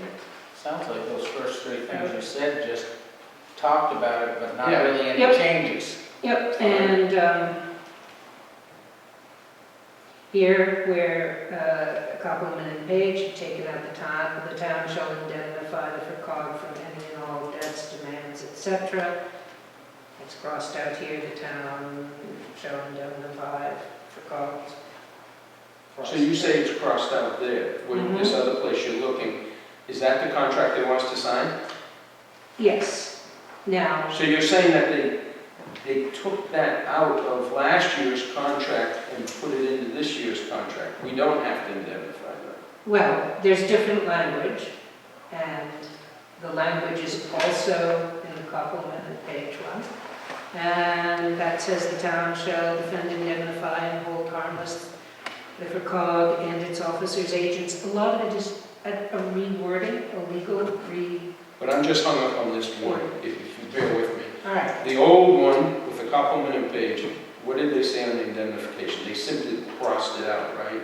They said that the town, They crossed out old language, and there is new language, and that's the language that's in the new one. but the one they crossed out was the words that said the town shall indemnify and hold harmless. Right, and instead it says, the town shall defend, indemnify, and hold harmless.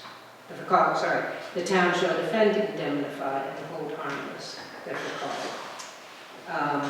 Before it said the town shall indemnify the FERCog.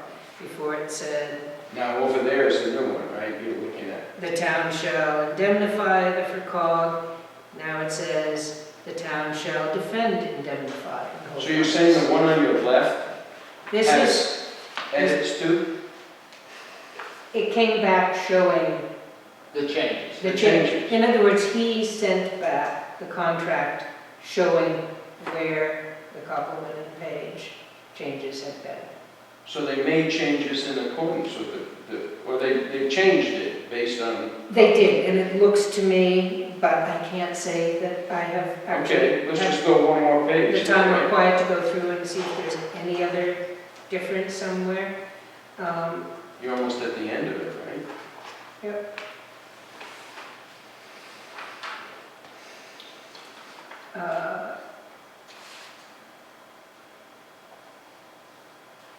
Waivers, okay, let me just see here because I have waivers, amendment of agreement in this one just said amendments.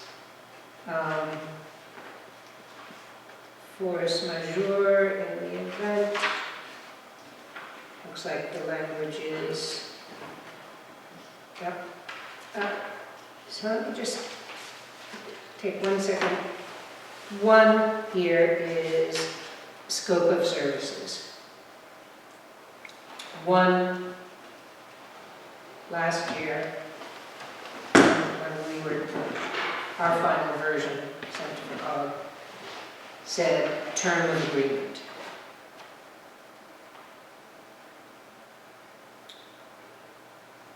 Two said services provided by the FERCog. So there's a little bit of There's some format changes Yeah. too. different arrangement here.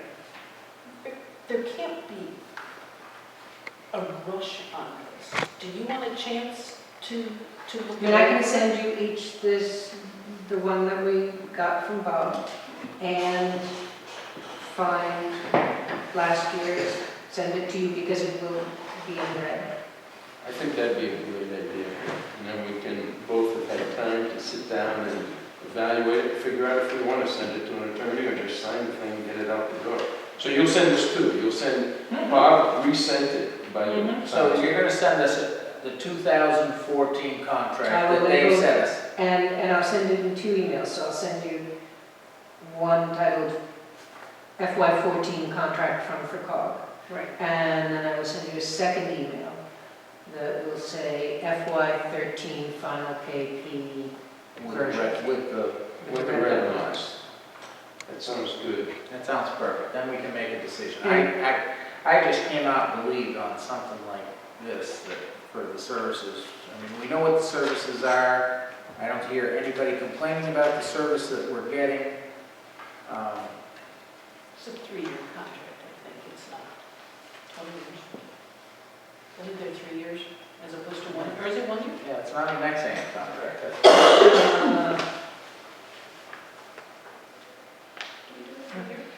I think it can be rolled over for 3 years with a 1-year notice. Oh, okay. Good. All right, So that'll go on the agenda for next week, so go on or with next meeting.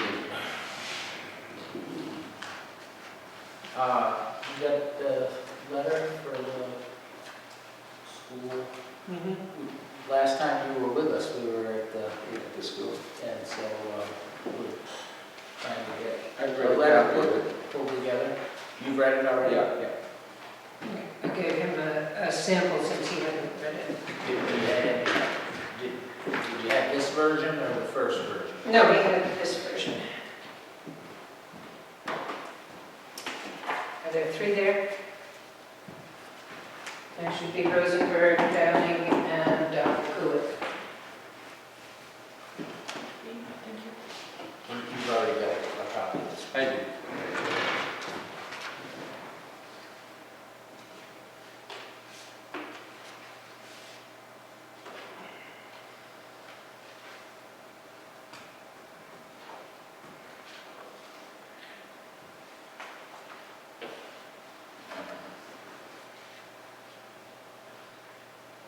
Was this a suggested letter, Mary, from Bonacotti, or how did we end up with this? No, this I wrote and the board Okay. made some changes at the last meeting. And I wrote it consulting the minutes that they had sent out from that meeting. So some of the phrasing. Huh? The captain. Oh, you had said the Golden Dome. I think I changed mine. That's okay. It just is just been a show on the dome, Oh. and it's entrapped everybody.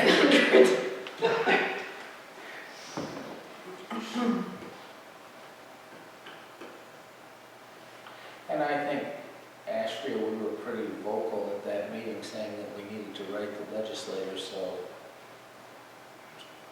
it would be wrong to sit there and say do it and not be one of the ones to do it.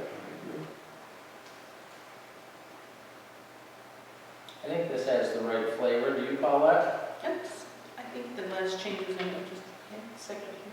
Oh, okay.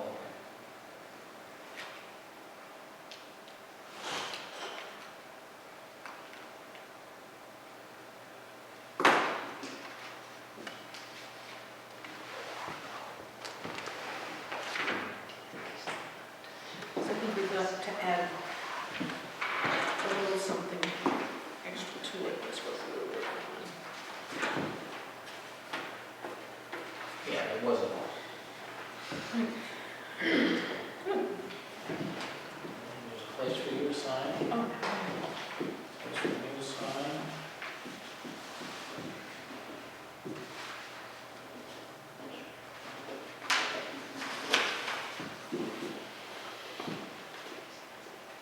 Yeah. Right.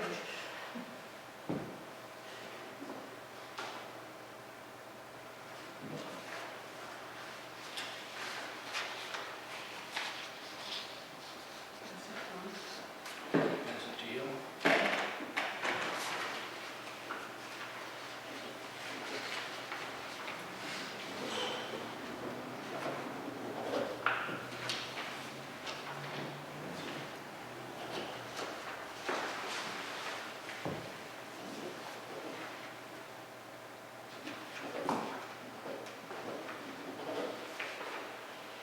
Anything else on that?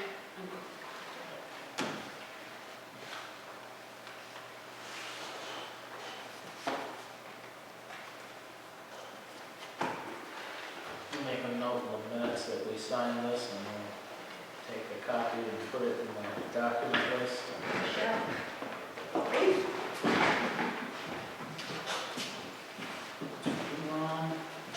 Mary, when you CC the other towns, you just PDF it and email it, right? I mean, you don't send it. Do it either way. Do you have a preference? Send it one of I those. would think, yeah, I would think just All right. You can email PDF. PDF. It's There you there. go. I did too. You did three? Oh, I'm And sorry. I'll send you the other Just one. do, That one.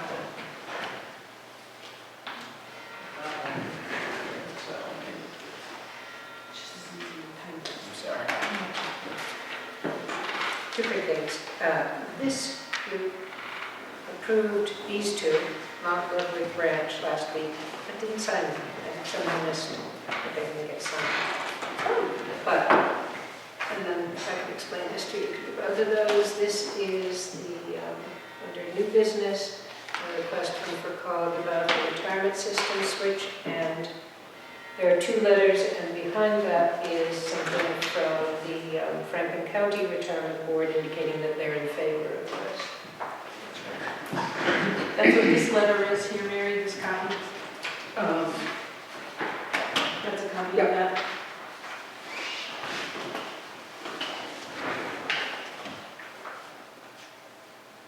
So we gotta sign 3 copies for each one? Yes. No wonder you didn't. I don't know, and I don't know why I didn't catch it. I was watching it somehow. I apologize. I missed I don't think I even opened the envelope. that. Must.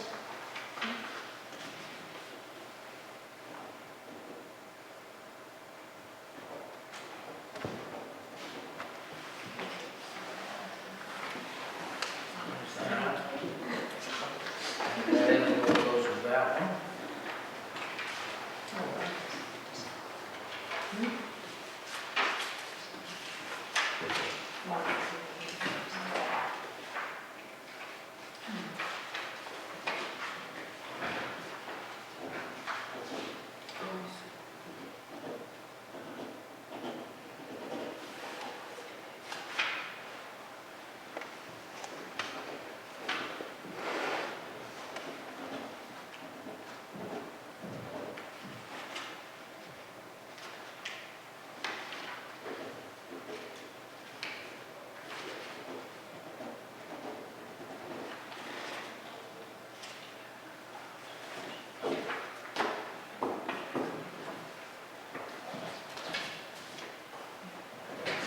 Sit here and watch us finish all the business we didn't finish. Is Ron gonna sign, or he wasn't here, so? It was there. Oh, I'm trying to pass that to you.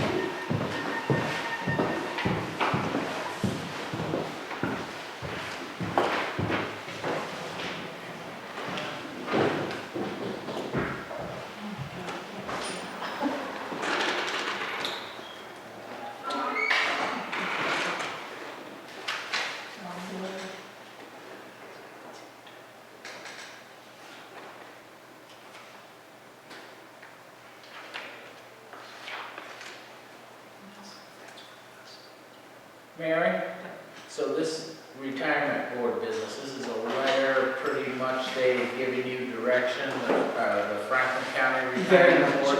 it's very much the letter that I suggested, minor changes, about Ashfield. And they are, they're requesting support that, in their effort to be liaison from the Franklin County retirement system to the state retirement system. There's a letter there from Dale at the county retirement system saying that the county retirement system supports that.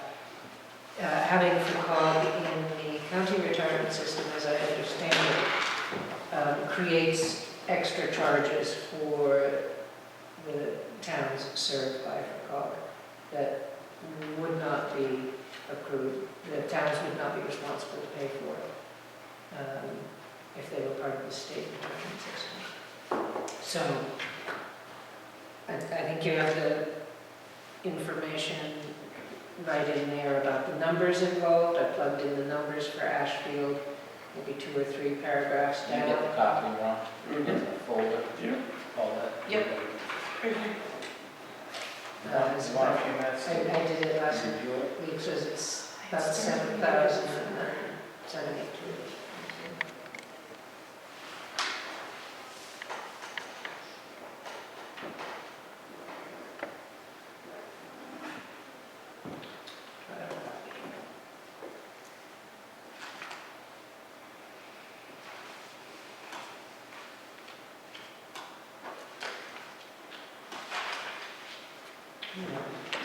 Maybe my copy. I was going to follow all this that's in the back. What are you going after? There was one in my folder, sure. Yeah, I'm going after the package I gave you because that was the copy I was going to use to follow along and explain it, sorry. Oh, No, that's the second copy. Same. I'll take this to them.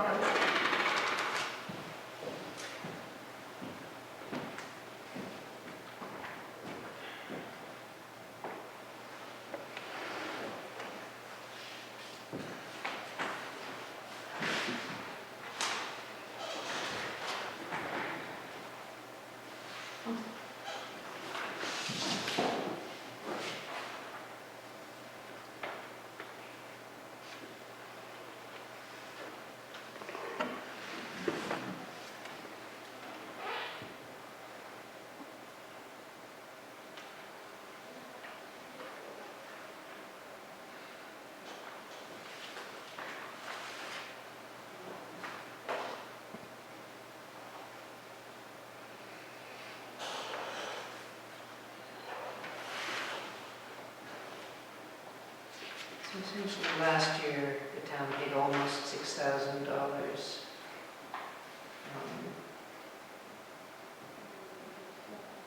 to the retirement system as its portion of retirement for COG staff. And it would have been higher if COG had not been able to put in $45,000 of its own, and that's not something it'll be able to continue to do necessarily.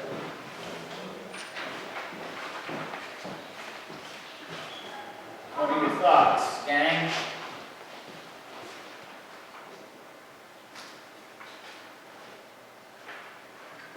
What I was looking for, and hoping if I missed it, that if they make this change, the overall cost to us is going to go away in its entirety. No, these 6,000 from last year, possibly more in the future if COG wasn't in a position to subsidize the town's contributions. I don't know how that would break out, but I'm trying to get rid of that $6,000 administrative fee. which could be higher, as I say, if they didn't have money to subsidize it, didn't bring the cost of the individual towns down. The 71,700 we would continue to pay, that's our own employees, or whatever the assessment was at the beginning. So the 71,704, That's our own employee assessment. so the only move here is to move FERCog in under the state, not us. It's actually to eliminate the Franklin Regional, and it'll be mass state retirement system. Right. For COG, not for. Right. That's all I was trying to get my mind around, Not what for it the is town. gonna.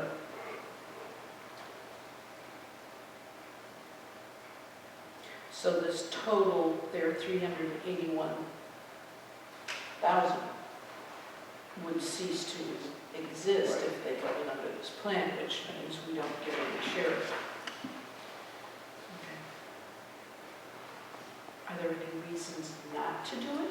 Well, only my philosophical reasons that I can't really think of anything that's gotten a whole lot better when we handed it to a big bureaucracy. You know, I mean, that cost is still gonna be there, it's just that probably the legislature is gonna appropriate some funny money to pay for it. I was going to say, right, there will still be a cost to the town or to individuals, but it will be part of the state budget, not our own budget. It'll get absorbed with the rest of Right. the money, which is And the other, much more significant. regional planning agencies And are will for the this most set- part in there. And will this set the stage for town employees to go to be mass? I haven't heard or seen anything about that, and just went to that regionalization conference, and none of the examples used or discussions of what's coming down the road mention that. Never seen that. I mean, I understand it's a significant savings, and I just don't believe the administrative costs are less when you send it to Boston than they are when you're handling it in Greenfield, but Ron, do you have some thoughts? I think it's a disparity because of the differences in our county versus the counties on the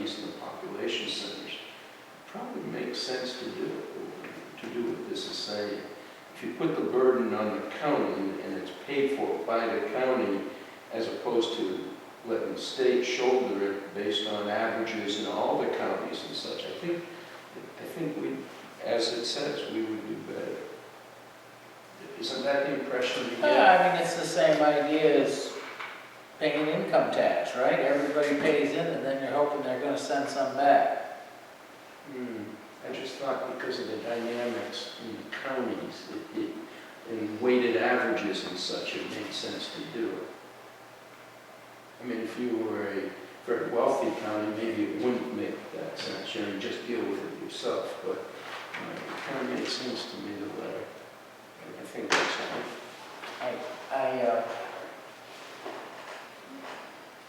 I wonder if Franklin County is the only county that still has their own. Have they all thrown in with Massachusetts? They indicated that most, but that could be all, I don't know. I'll let her review and I went up to the, Yeah, we, they and did that meeting.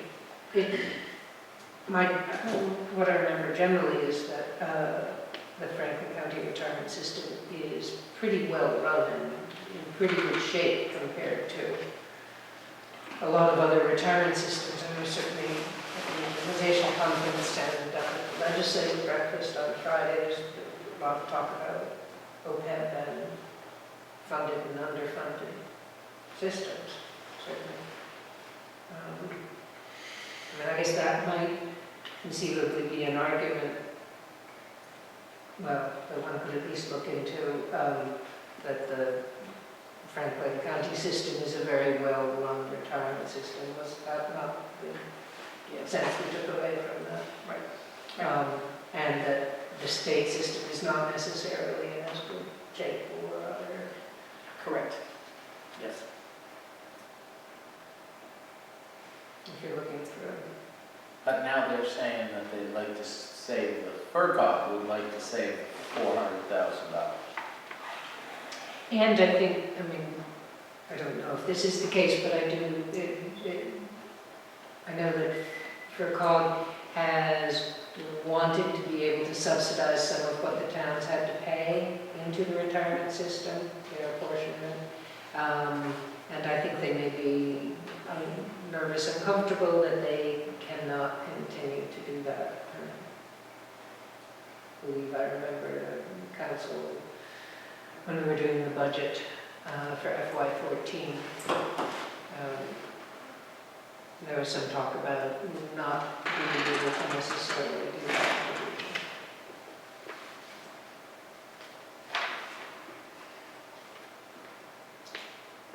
What's your feeling on it? The question of, would we be the last county that's not under the plan?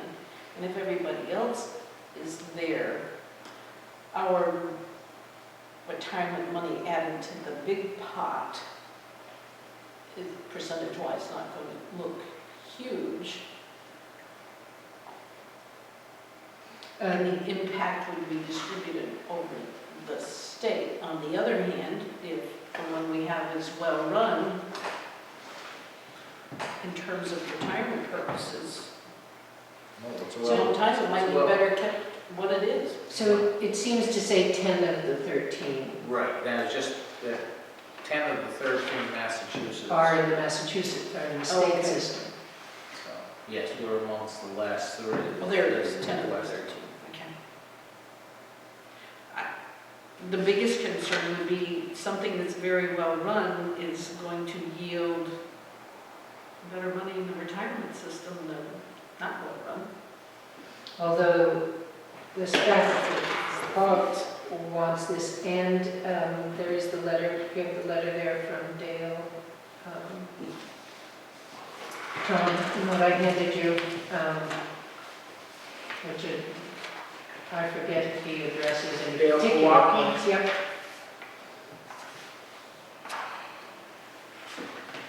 Those are letter of support.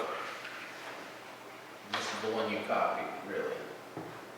For the most Oh, part. didn't Dale have one of his own?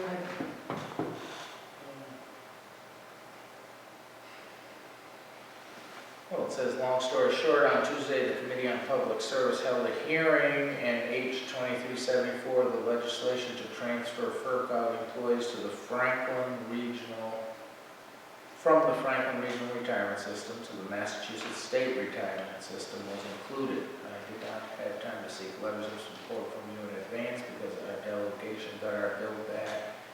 Our bill included in this hearing at the last minute.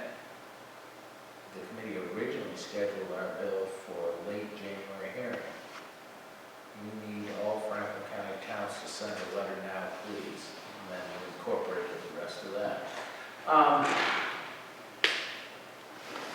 You know, I guess I can come around to the idea that the Franklin County, that FERCog and those employees, their money can get invested in the state, and then if the return on the investments, the 400,000, is a 6% charge. You know, if you have money invested, right? Yeah. You don't only look at the return, you look at what the administrative charge is.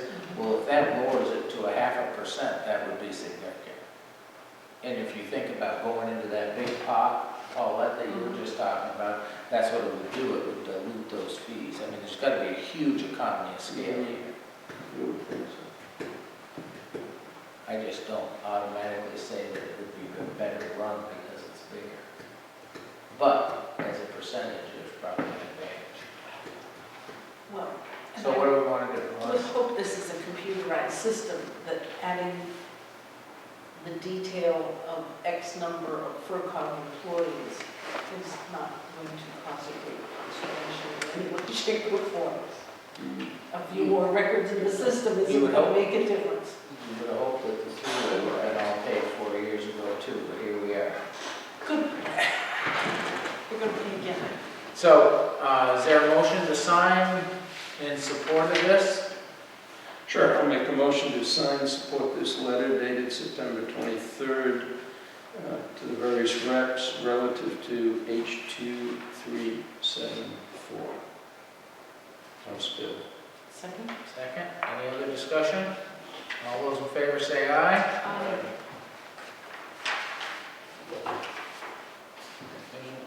You got, do I have all three of them here? Are you voting different? Oh, no. There should be two for this one. There's two?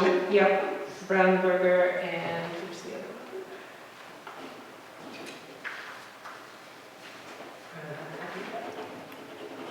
I had my pen all warmed up, I lost total track.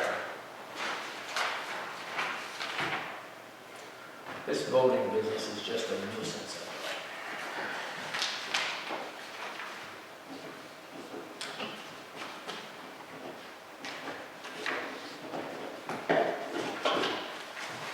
The second one. Thank you. Okay.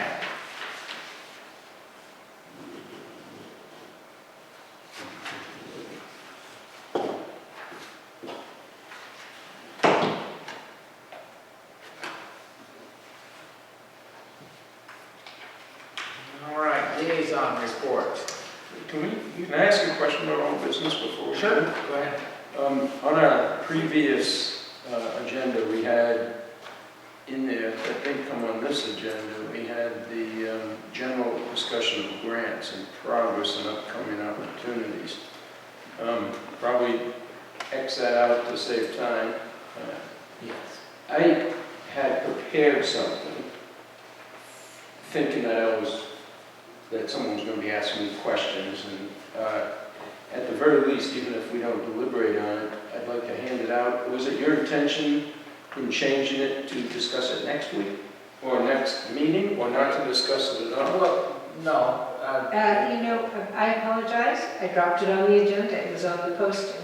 It was on the posting.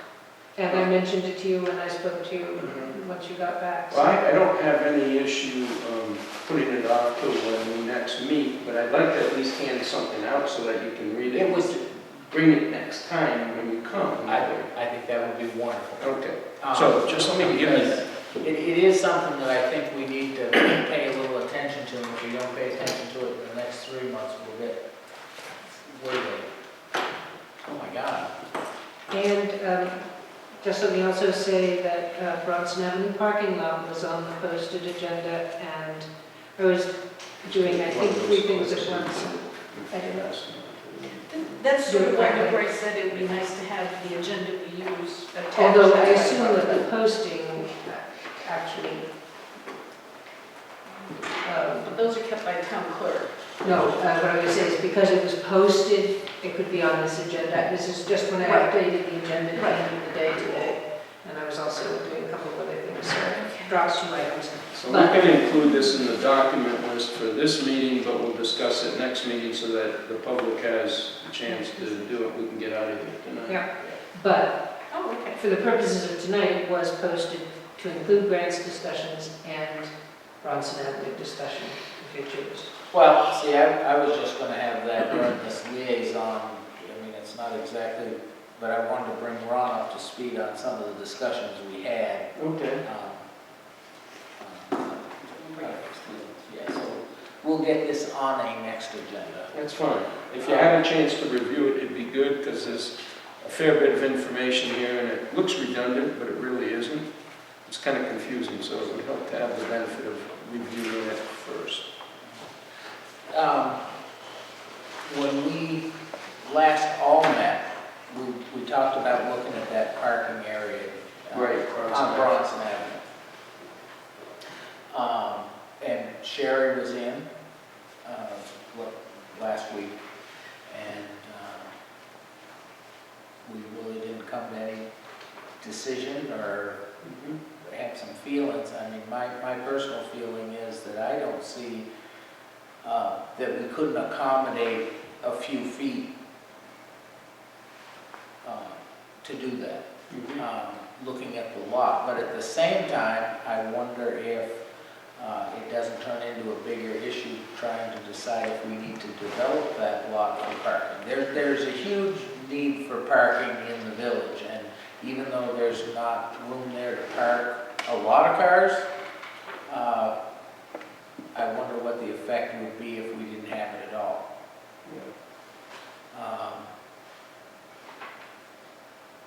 And Paulette had, I mean, you had 2 options. Yeah. One was to get rid of the property. Well, we could look and have it appraised and then put it out for bid, obviously with some minimum the select board said, if the town didn't want to have it anymore. The other one was to, as you look at it, facing it on the left-hand side, it looks like it could be enlarged.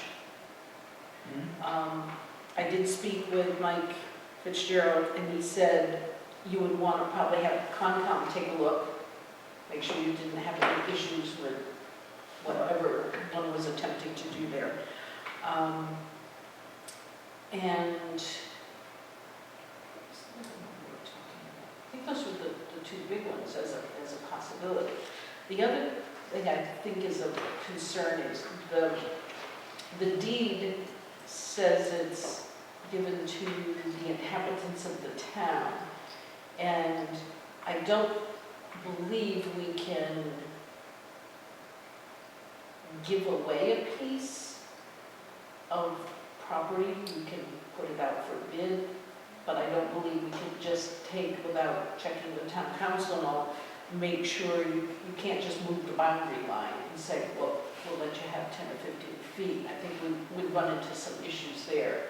That's not to say if it's okay to do something, you couldn't put it out to bid and let somebody buy 15 feet. Yeah, if I misled you thinking that I was going to donate a piece of property, then I apologize, but that was never my intention, was to donate 10 or 20 feet of that property. I mean, there would have to be compensation for it. It never came up in the conversation, so I was just, they said, you know, adjust the boundary, so I didn't know what that meant, so I just wanted to make sure we were okay.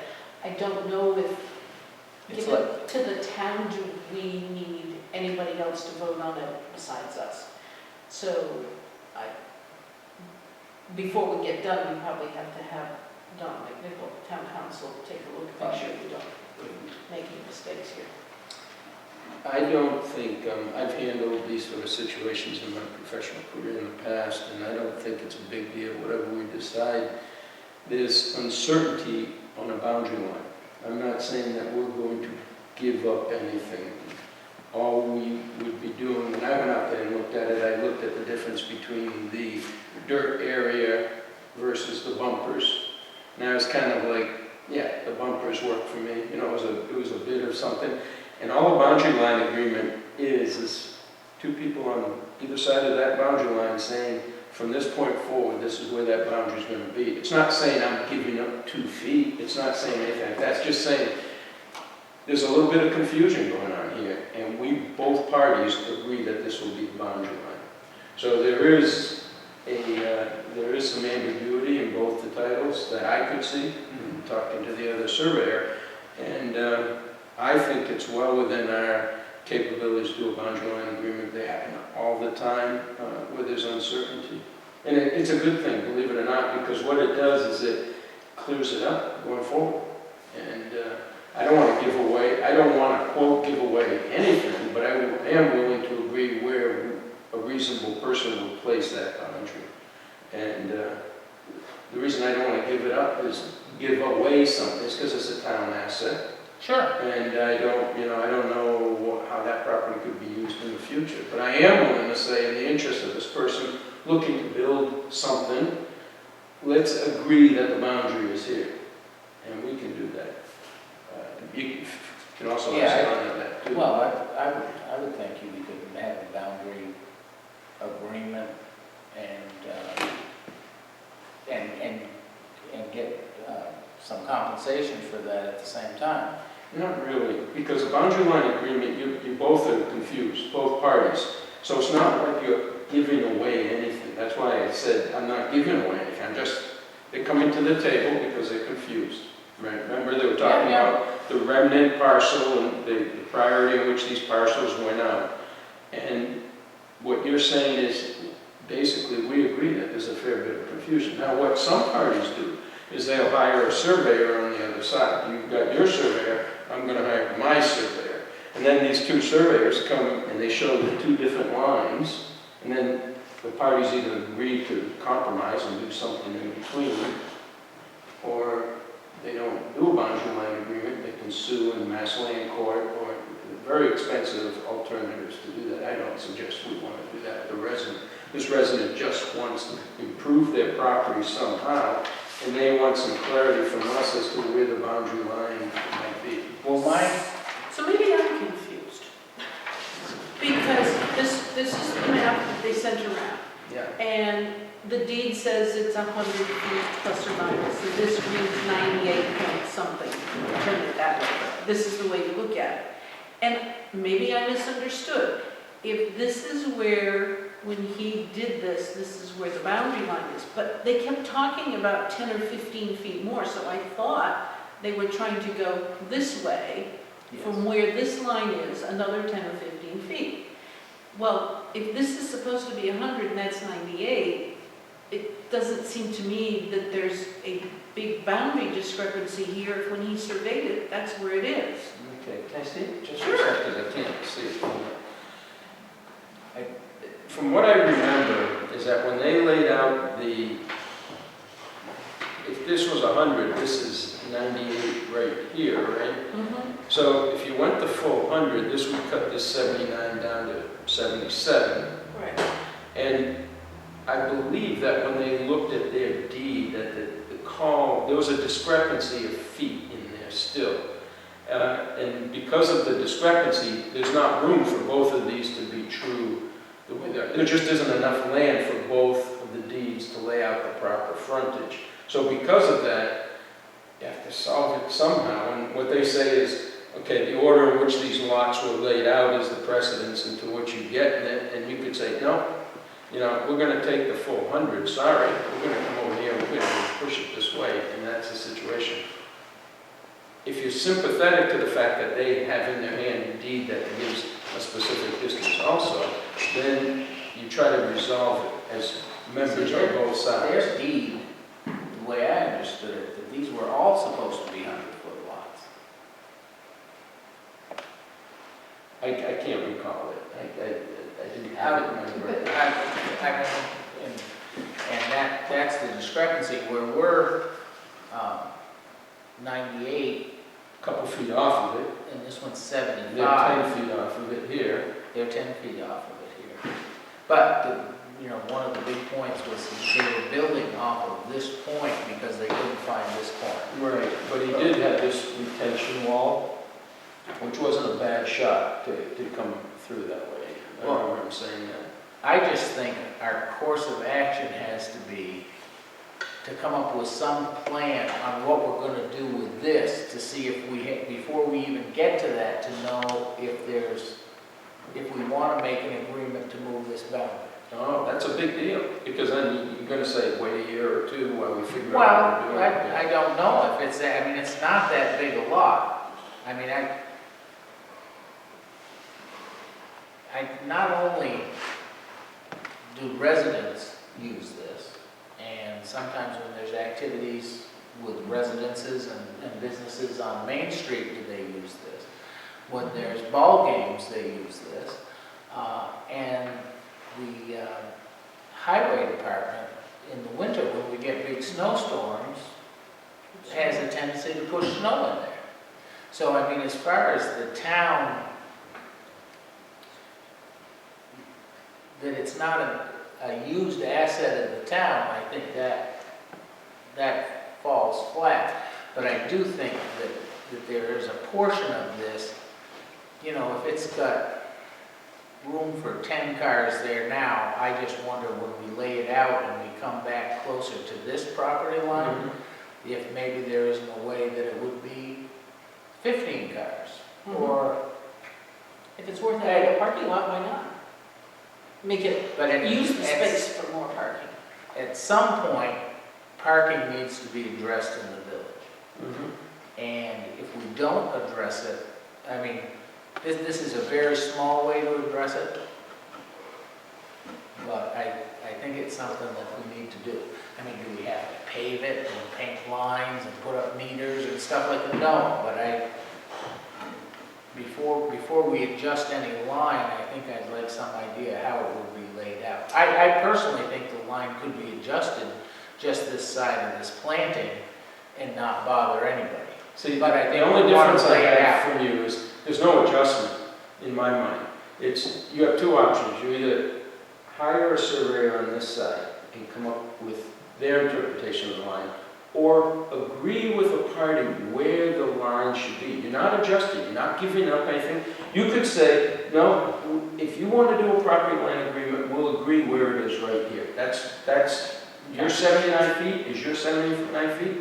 Put 2 stone bounds in here, or an iron pin or something like that, and draft up a property line agreement and we'll sign it. Or you can say, yeah, if we need to make it a foot over because that's a reasonable thing to do, you're not giving up anything, this is one interpretation.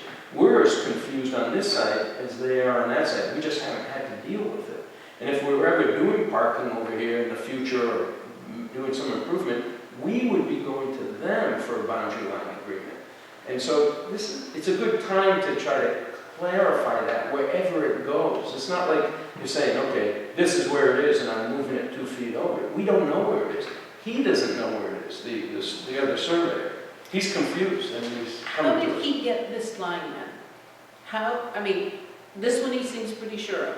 How did he even come up with putting the line there? I need to understand that again. I can't recall. I didn't come prepared for that. He explained it. Isn't it usually a combination of looking for the markers and reading the deed, the various deeds? It is, but he had specific monuments here. I remember He has telling us. specific monuments here. And he has a specific direction here from this retaining wall, which lays out this line.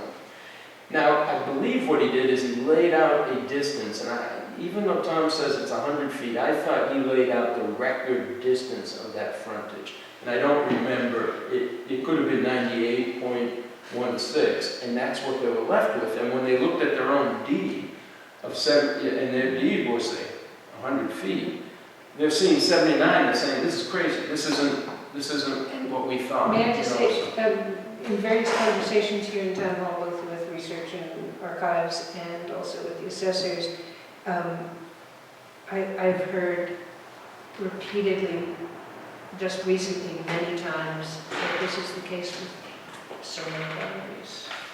That if you take the information on both sides, it's not going to match up. Well, that's why they have mass land court, because it's where lawyers make a lot of money and petitioners come and make arguments, you know, but you can also resolve it with a boundary line agreement. Maybe we need Well, to... with what you just discussed with me, you can probably pretty much understand where I would go with it, is I wouldn't spend a lot of money on another surveyor. I mean, this is, we're not building a No, pad I agree. to launch the space shuttle off of. I mean, Even where it is there, could be a boundary line agreement without moving it in anyone's concept of moving it, you know, I mean, so, and that might be enough for them, you know. One of the I'm kind of things that... surprised the pole lines up with the tree. Yeah, it just- lines, that just, Yeah, it doesn't Happens. matter. Someone's idea, you know. Well, if the town is keeping, which I haven't seen any reason why we wouldn't, Right. then I think exploring and figuring out if we can enlarge that to make more parking. If it's good enough to keep for 10 parking, I like Tom's idea of, well, then that's good enough to have 15. And if they put snow or whatever, that's fine, and see what we can do. it's a good place to put snow because it gets it close to the brook. That's perfect. You want me to talk to this guy, this surveyor on my own? Sure. And report back to you guys on it? Because I talk his language, I know what I didn't come prepared tonight. Well, Sherry was willing to have him come in last week, and I told her, don't bother to, Pay his expense as a consultant. But maybe she's not paying it, maybe he could come in, because it's better for him to come in. I don't want to advocate for them, and it makes me look like I'm advocating. So I think it's best that he come in and explain it one more time so that we all are very well, clear. I'll tell you, if he has the bounds to the east, if that's laid out, I'm just curious how much of that brush and stuff can be cut back.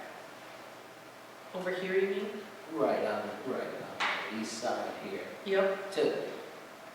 So we could kind of lay it out in our, I don't think it needs to be a big deal, but I think we could kind of lay it out on a piece of graph paper and kind of figure out if we could expand it just a little and make it work for What do everybody. you mean? I don't know. Put this brush on the side here, this block.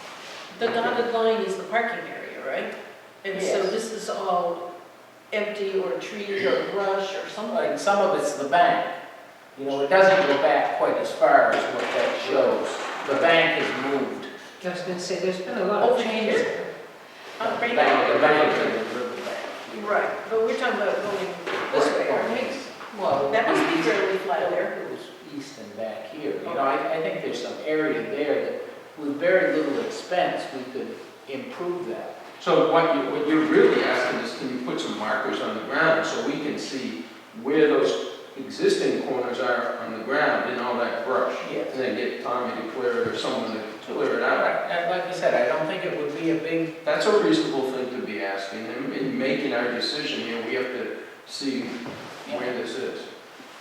does that sound like a good way to proceed, Paula? Yeah, because it sounds like the residents, especially in the winter, need that place. What Betty was saying, how it's important, and the rest of the year, they use it for parking for different things. If you wouldn't mind doing that and you talk his language and I think you're probably capable enough to get it into my language so I can understand it, so we can. And if I have that laid out, I can walk down there and say. So you want to see those two corners on the other side there, the east side, Right. laid out, or a paint mark on the ground or something so you can see it. Something, so I have an idea of what's there that we could use to improve. I saw that both of those poles are almost exactly across from Points. Is his contact information on the plan? Yes. Oh, yeah, It does have. You may have left me. Shelburne Line Road. Mary email that to us. Yeah, I also have his email, Ron, I can I got it right here. forward that to you. Oh, okay, would you do that? Yeah. Charles Daniel Warren. Okay.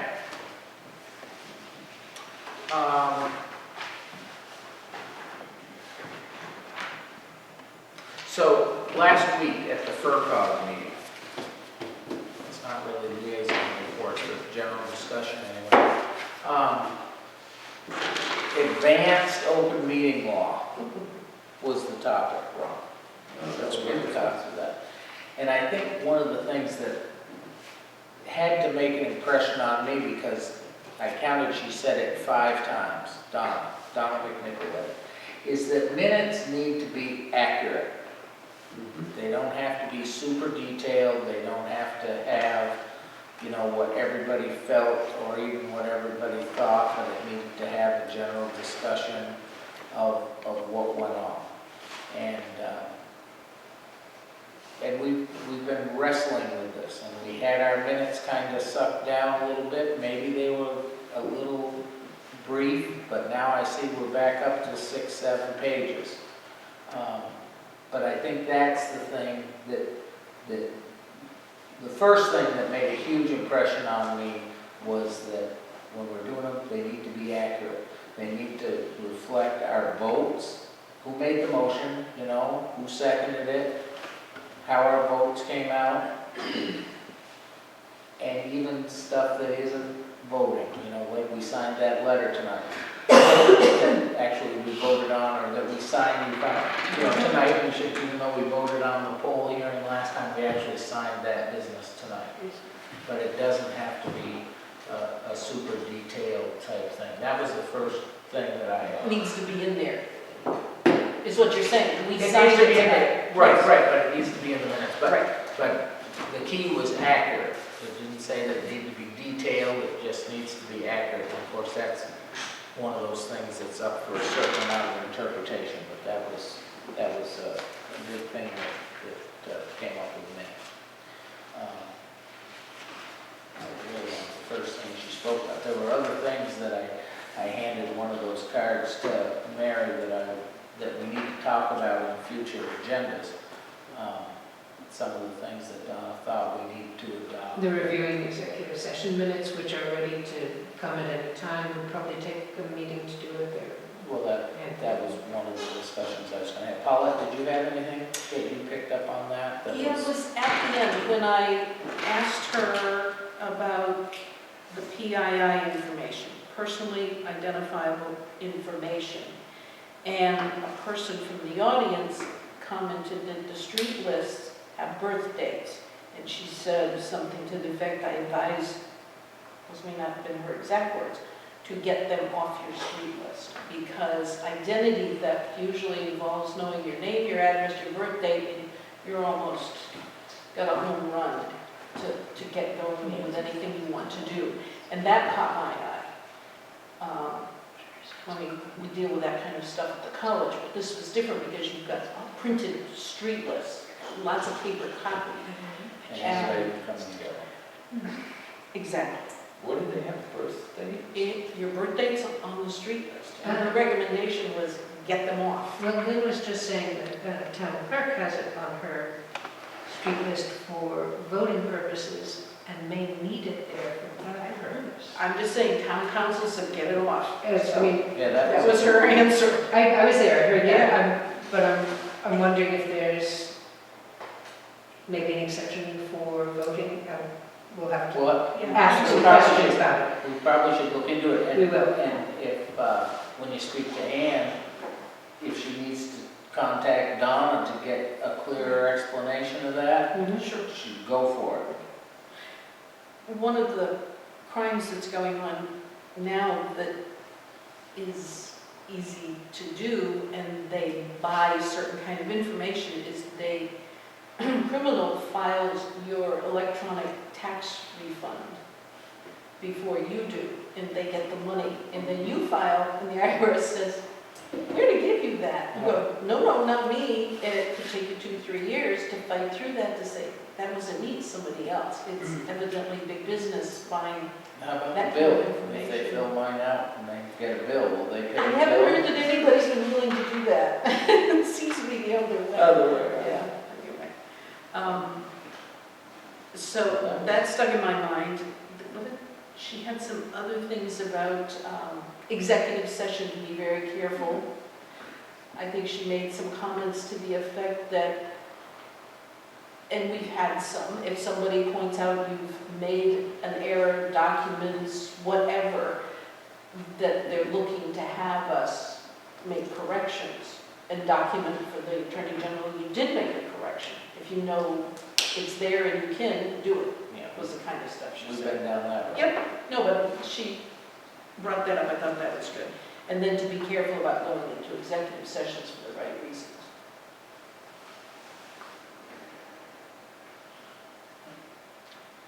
I mean, it was good meeting. It was very well run. A lot of people. It was a good crowd. I didn't count, but it was a good crowd. Must have been 25 or 30, 20, huh? So, I'm just trying to bring you up to date. Appreciate it. There's probably something else really important, but I can't think of it right now. I'm sorry. Oh, guarding employee records. You need to keep that kind of information secure. And if you do have any information, like we have to supply our social security numbers because they run us through the payroll, all that information has to be kept secure. That was the comment that I made, is that, we have to document even in executive sessions, a lot of this stuff we have to document, we gotta make sure we document it, but then we wanna make sure we put it in a place where nobody can find it. So. And she did talk about the fact that there are some executive session minutes that will never be made public. Paulette, did you have anything, police, fire, and Dell brought us up earlier, I thought we were No, and I haven't heard anything else from. from the police department. Okay, and I haven't got together with Tom. I'll tell you what I'm thinking for next week, is that I think, Are we off liaison? yes, well, no, you have, I figured you haven't been back long enough to. No, I have something from before, and I went on vacation. Sorry. And I just handed out, that's just because of hanging on to it. This is, FERCOG, the inspection program, just their last meeting that I went to was on August 14th. Look at this, 1, 2, 3, 4 copies, so just take one. And the good thing, So you went just before you left? August 14th. Oh, August. So a couple weeks. The good thing about that, and we don't really need to take a lot of time on it at all, is that their permit revenue hit the bogey, which was good. You know how we always, every time I go there, I report to you guys on this, and it hit it. So that's a good thing. And if it goes over, what they do is they take a little of the money, they put it, and there's a cap on that fund that we looked at with the contract when we signed it last year. So that's good news, is fiscal year 13. Good. That is, because that's the first year that changed with Right. a whole new Well, formula. we're all crossing our fingers that they would hit that, because otherwise it comes out of an increase in assessment and all sorts of stuff. Yeah, it will come out of the other pocket. The bills are going to get paid regardless. And the other thing I had, which is, we can discuss next week, but along with the grant stuff, is I had typed up my notion of what an easement might look like with the Knowles. I just did it myself, but I would like permission at some point to talk to Donna. I'm trying to do as much of her work as I possibly can, and usually when you create an easement, you have to create a survey plan, but you don't always have to. You can do it with words instead. If the words are sufficiently detailed enough to describe the parcel and the purpose of the parcel, that's what I did here. And I'd like to discuss this next week, kind of get your read, and then be able to talk to Donna about making this formal. So there are two different easements here. One is an access easement, because I don't see anywhere an access easement to the dry hydrant. I've looked at some initial record stuff.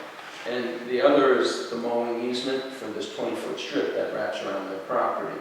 And I'm open to all sorts of criticism on Now, this. is So, there an access easement across Deckers, or? that would be the next thing I'd say is, I'm going to take this and try to apply it to the other side too, to Scott. But that way, at least, and the mowing easement wouldn't relate to him because the way the property is configured, 20 feet is mostly islands. Yeah, It's a ways. it's a non-issue. I could create it still, and I think he would work with us, so it wouldn't hurt to do it. But certainly the access easement is important because it does cross his property. But I figured if I just left it with one of the two abutters, who can hammer it out and then apply it to the other fellow too. So that's for next week. I don't have a problem taking it up right now unless you do. I do recall you said there was more than one thing you were concerned about, and that's why there are the two easements for that property. Remember you saying you had two things in mind, or there was something that there was no documentation for? Right. So you're trying to account for both of them? Incorporating it here. Okay. And then under the mowing easement, the right to cut or mow vegetation, and she'll have her own input to this, Donna, when she sees it, within a 20-foot in width, running the entire length of our northerly boundary. I looked at some plans to make sure that the purpose of this easement is to control under mining, root, and vegetation growth immediately adjacent to the earthen dam of Ashfield Lake. And then I'm trying to get these conditions of the grant, because they're granting it to the town, is that we try to keep these trees in here, which I'm convinced we can. I really am convinced that the Department of Dam Safety will work with us on that. And the engineers kind of said that too when we met out there with the engineers. They led us to believe that it seems like a reasonable approach. They were left from the first effort, so they should be, until an arborist says that they're starting to fall, and then we would have the responsibility to cut them and remove them, you know, with that time. Yeah, and when you think about how much we save by Phil just working with us on this, it would be a big deal. And then Phil also said, I just want to make sure that this doesn't diminish my ability to develop the property if I ever have to in the future. And it isn't, it's just an easement. It's not like you're carving a piece of land off. So what I'd like to do is try to take this the next stage and go to Donna and say, Donna, I'd send her the Word document so that these words are already in here, and then she could just massage it, sort of thing. Because I think we have to Do you have a start. problem us doing this? I mean, I just read that this is pretty easy to read, and I went over it, and I'm sure you have too. And I would expect, I wouldn't be surprised if when it comes back to Donna, it just reads a little different but accomplishes the same things? Or is this pretty much a standard easement you've seen someplace on? I can't determine what different lawyers, with lawyers I've worked with in the past, and I haven't really worked with Donna, this seems like a reasonable approach. She'll massage it a little bit, but I'll ask her to do it in Word, in tracking. I don't know if she really knows how to, because every time I ask, she doesn't do it that way.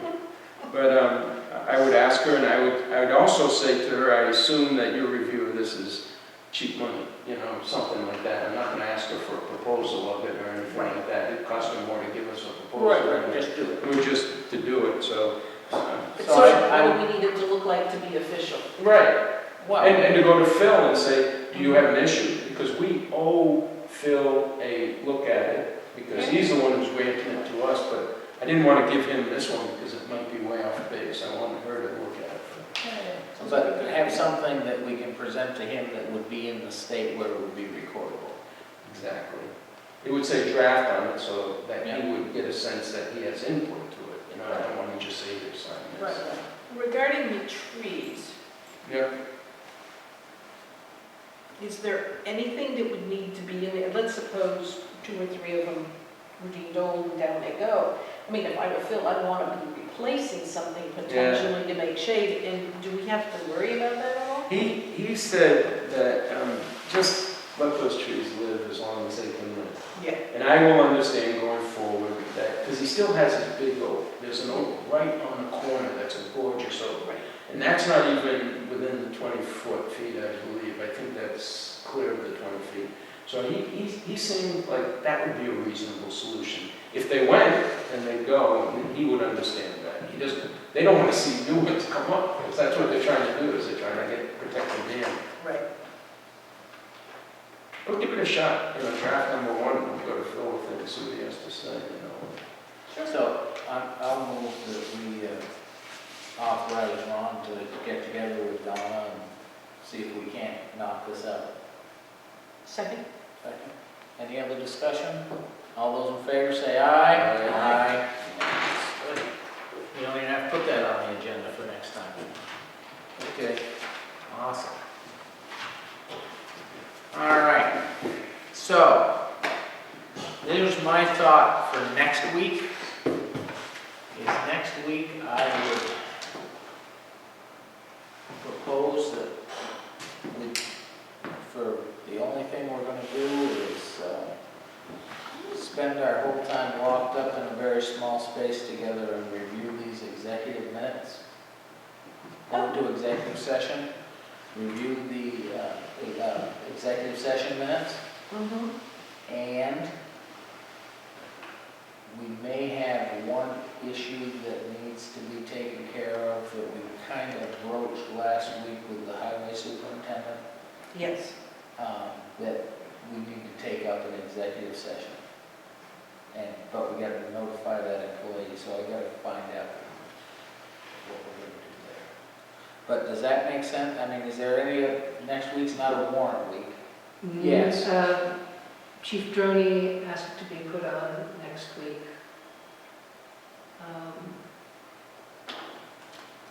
I should have, he'd actually asked to be put on tonight, it will be posted, so I suggested next week. I'm trying to remember what it is. Can't be another policy. It's gotta be short. If he's got something, it would have to be short. We'll have to come into open session and then go into executive So session we anyway, could go right? in with that. And So if it's something really short, or if it's something that can be put off to the following week, but I think those executive, I mean, I would be curious to know what are the executive session minutes that are out there.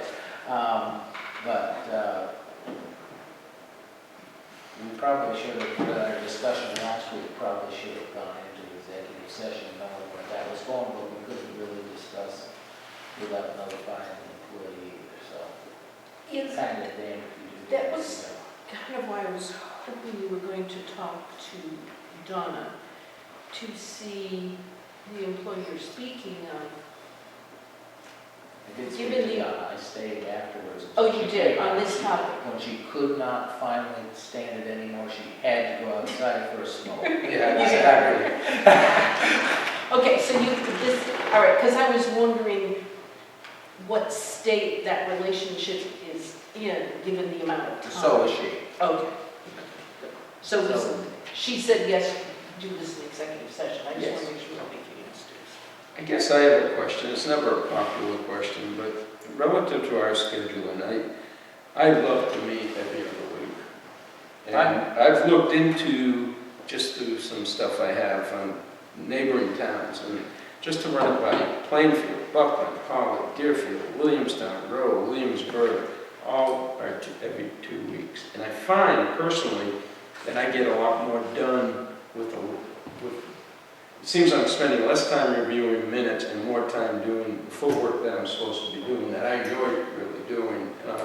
And I'd love to meet on the night that we have warrants. And if we have to skip a couple initially to get caught up or something, I'd understand that. If in budget session we have to meet more frequently, I understand that too. But I'd love to mark my calendar on warrant nights to meet every 2 weeks. So, I suggested last year. Well, I'm working my way into that situation. I really am thinking that maybe from now, maybe to the first of the year that we could do that, but I think this next week will be a big week. I'd like to, if we went to every other week right now, we would never get time to review this executive session stuff and get that done. And I do think we need to get that addressed, and then the following week would be a warrant week, and then we can decide from then. I'm not opposed right now to the every other week scenario, but And I just don't see how in the world we would ever do it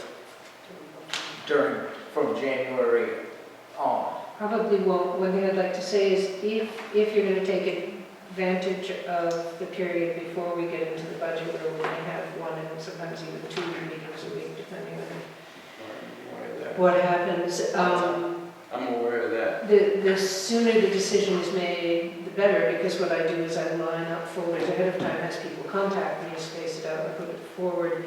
And we're trying to, because the meeting night changed from summer to now, in the summer it was different from when it was before, and when we get into budget season, depending on what's happening with the finance committee, there may be a change again. So it becomes really helpful to be able to signal as far out as possible to people when the meetings are going to be. I guess if the decision isn't made a few weeks ahead of time before going to every other week, there'll probably never be a time when things won't be scheduled. They could be consolidated. I think there's no question that it's possible to get more work in depth to a meeting, things more ready for a meeting when there's more time between. So in the end, I think that you get just as much, maybe more done with every other week. What I'm concerned about is just signaling it ahead enough so that things start getting arranged with people that way when I'm talking to them. What's really brought me to the every other week position, Ron, is that last week I had said to Paul, maybe it was 2 weeks ago, and I said, it was on the meeting. Anyway, I said that, the select board hasn't met for 6 weeks, and the town seems to be running just smooth as silk, so maybe there's something to be taken away from that, so. Well, if you meet next week for executive session, which basically cancels out, for the most part, everything else, and then you meet on the 7th, that following Monday is a holiday anyway. So it would The be Monday after, it would be the perfect Fall time Festival. after that to warrant week decide what to do. to go every other week. If you were going to give it a try. Yep. I'd like to consider doing that, because I can get so much more done in between meetings. I don't really see that we've got a huge backlog. I think there's a lot of things that are just kind of routine, and Actually, for one thing, having that period was wonderful in terms of what we were able to get done here that had been sliding aside.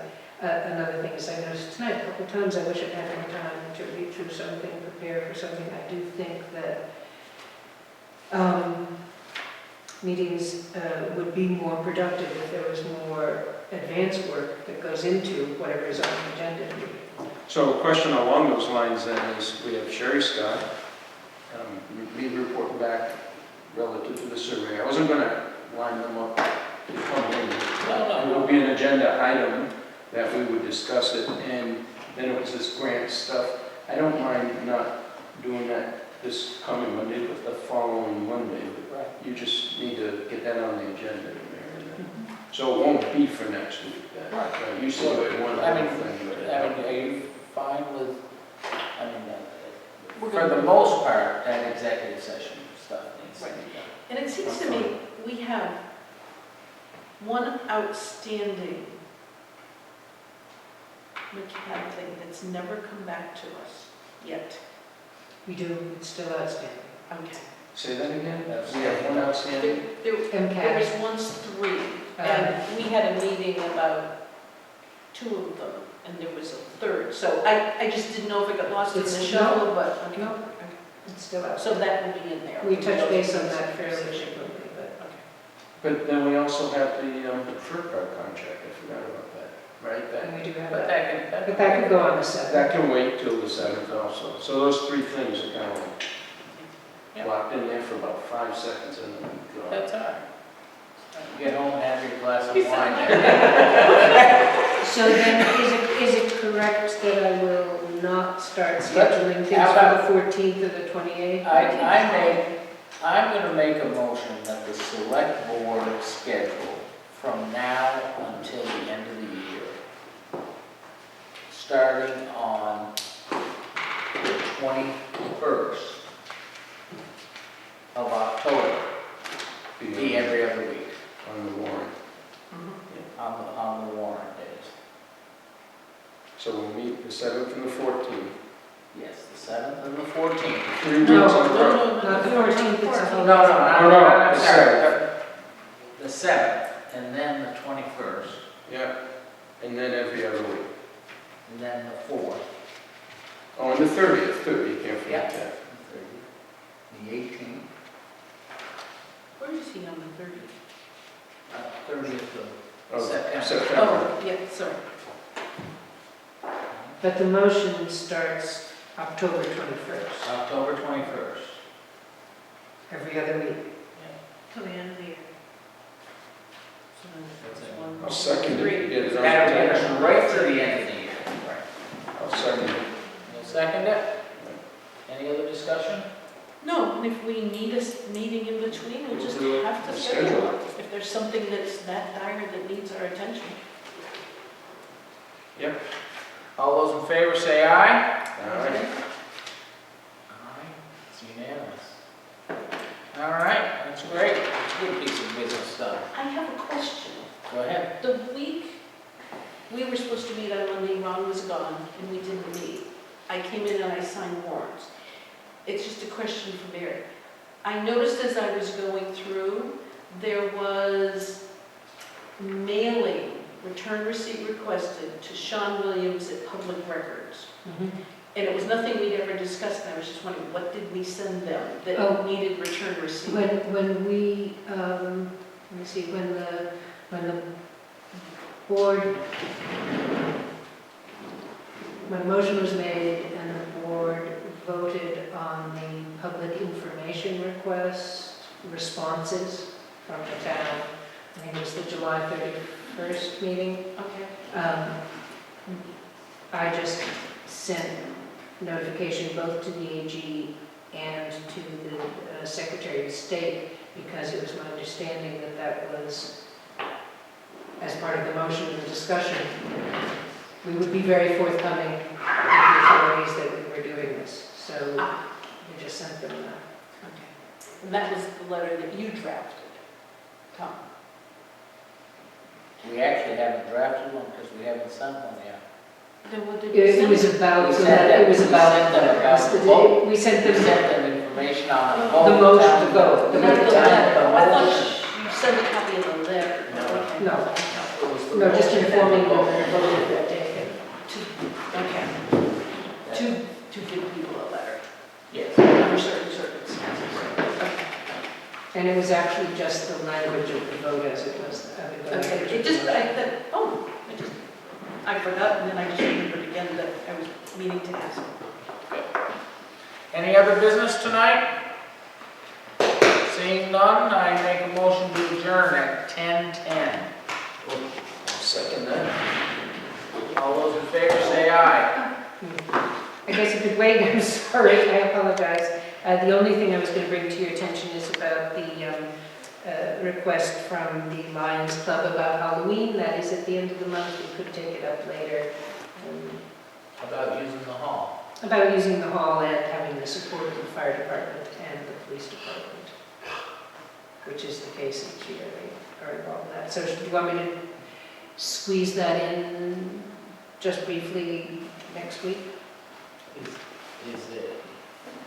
I don't know. Is there a Or just- question about the fire department and the police department supporting the rag shape parade on Halloween? No, the way they put it is we just ask again this year for the police department to lead the parade down Main Street and the fire department to follow. But as far as I know, that is what has always happened. I don't know that the board has ever voted on that. We gotta talk about something. All right, so, right. the next I one. mean, yeah, I don't even understand what we can vote on.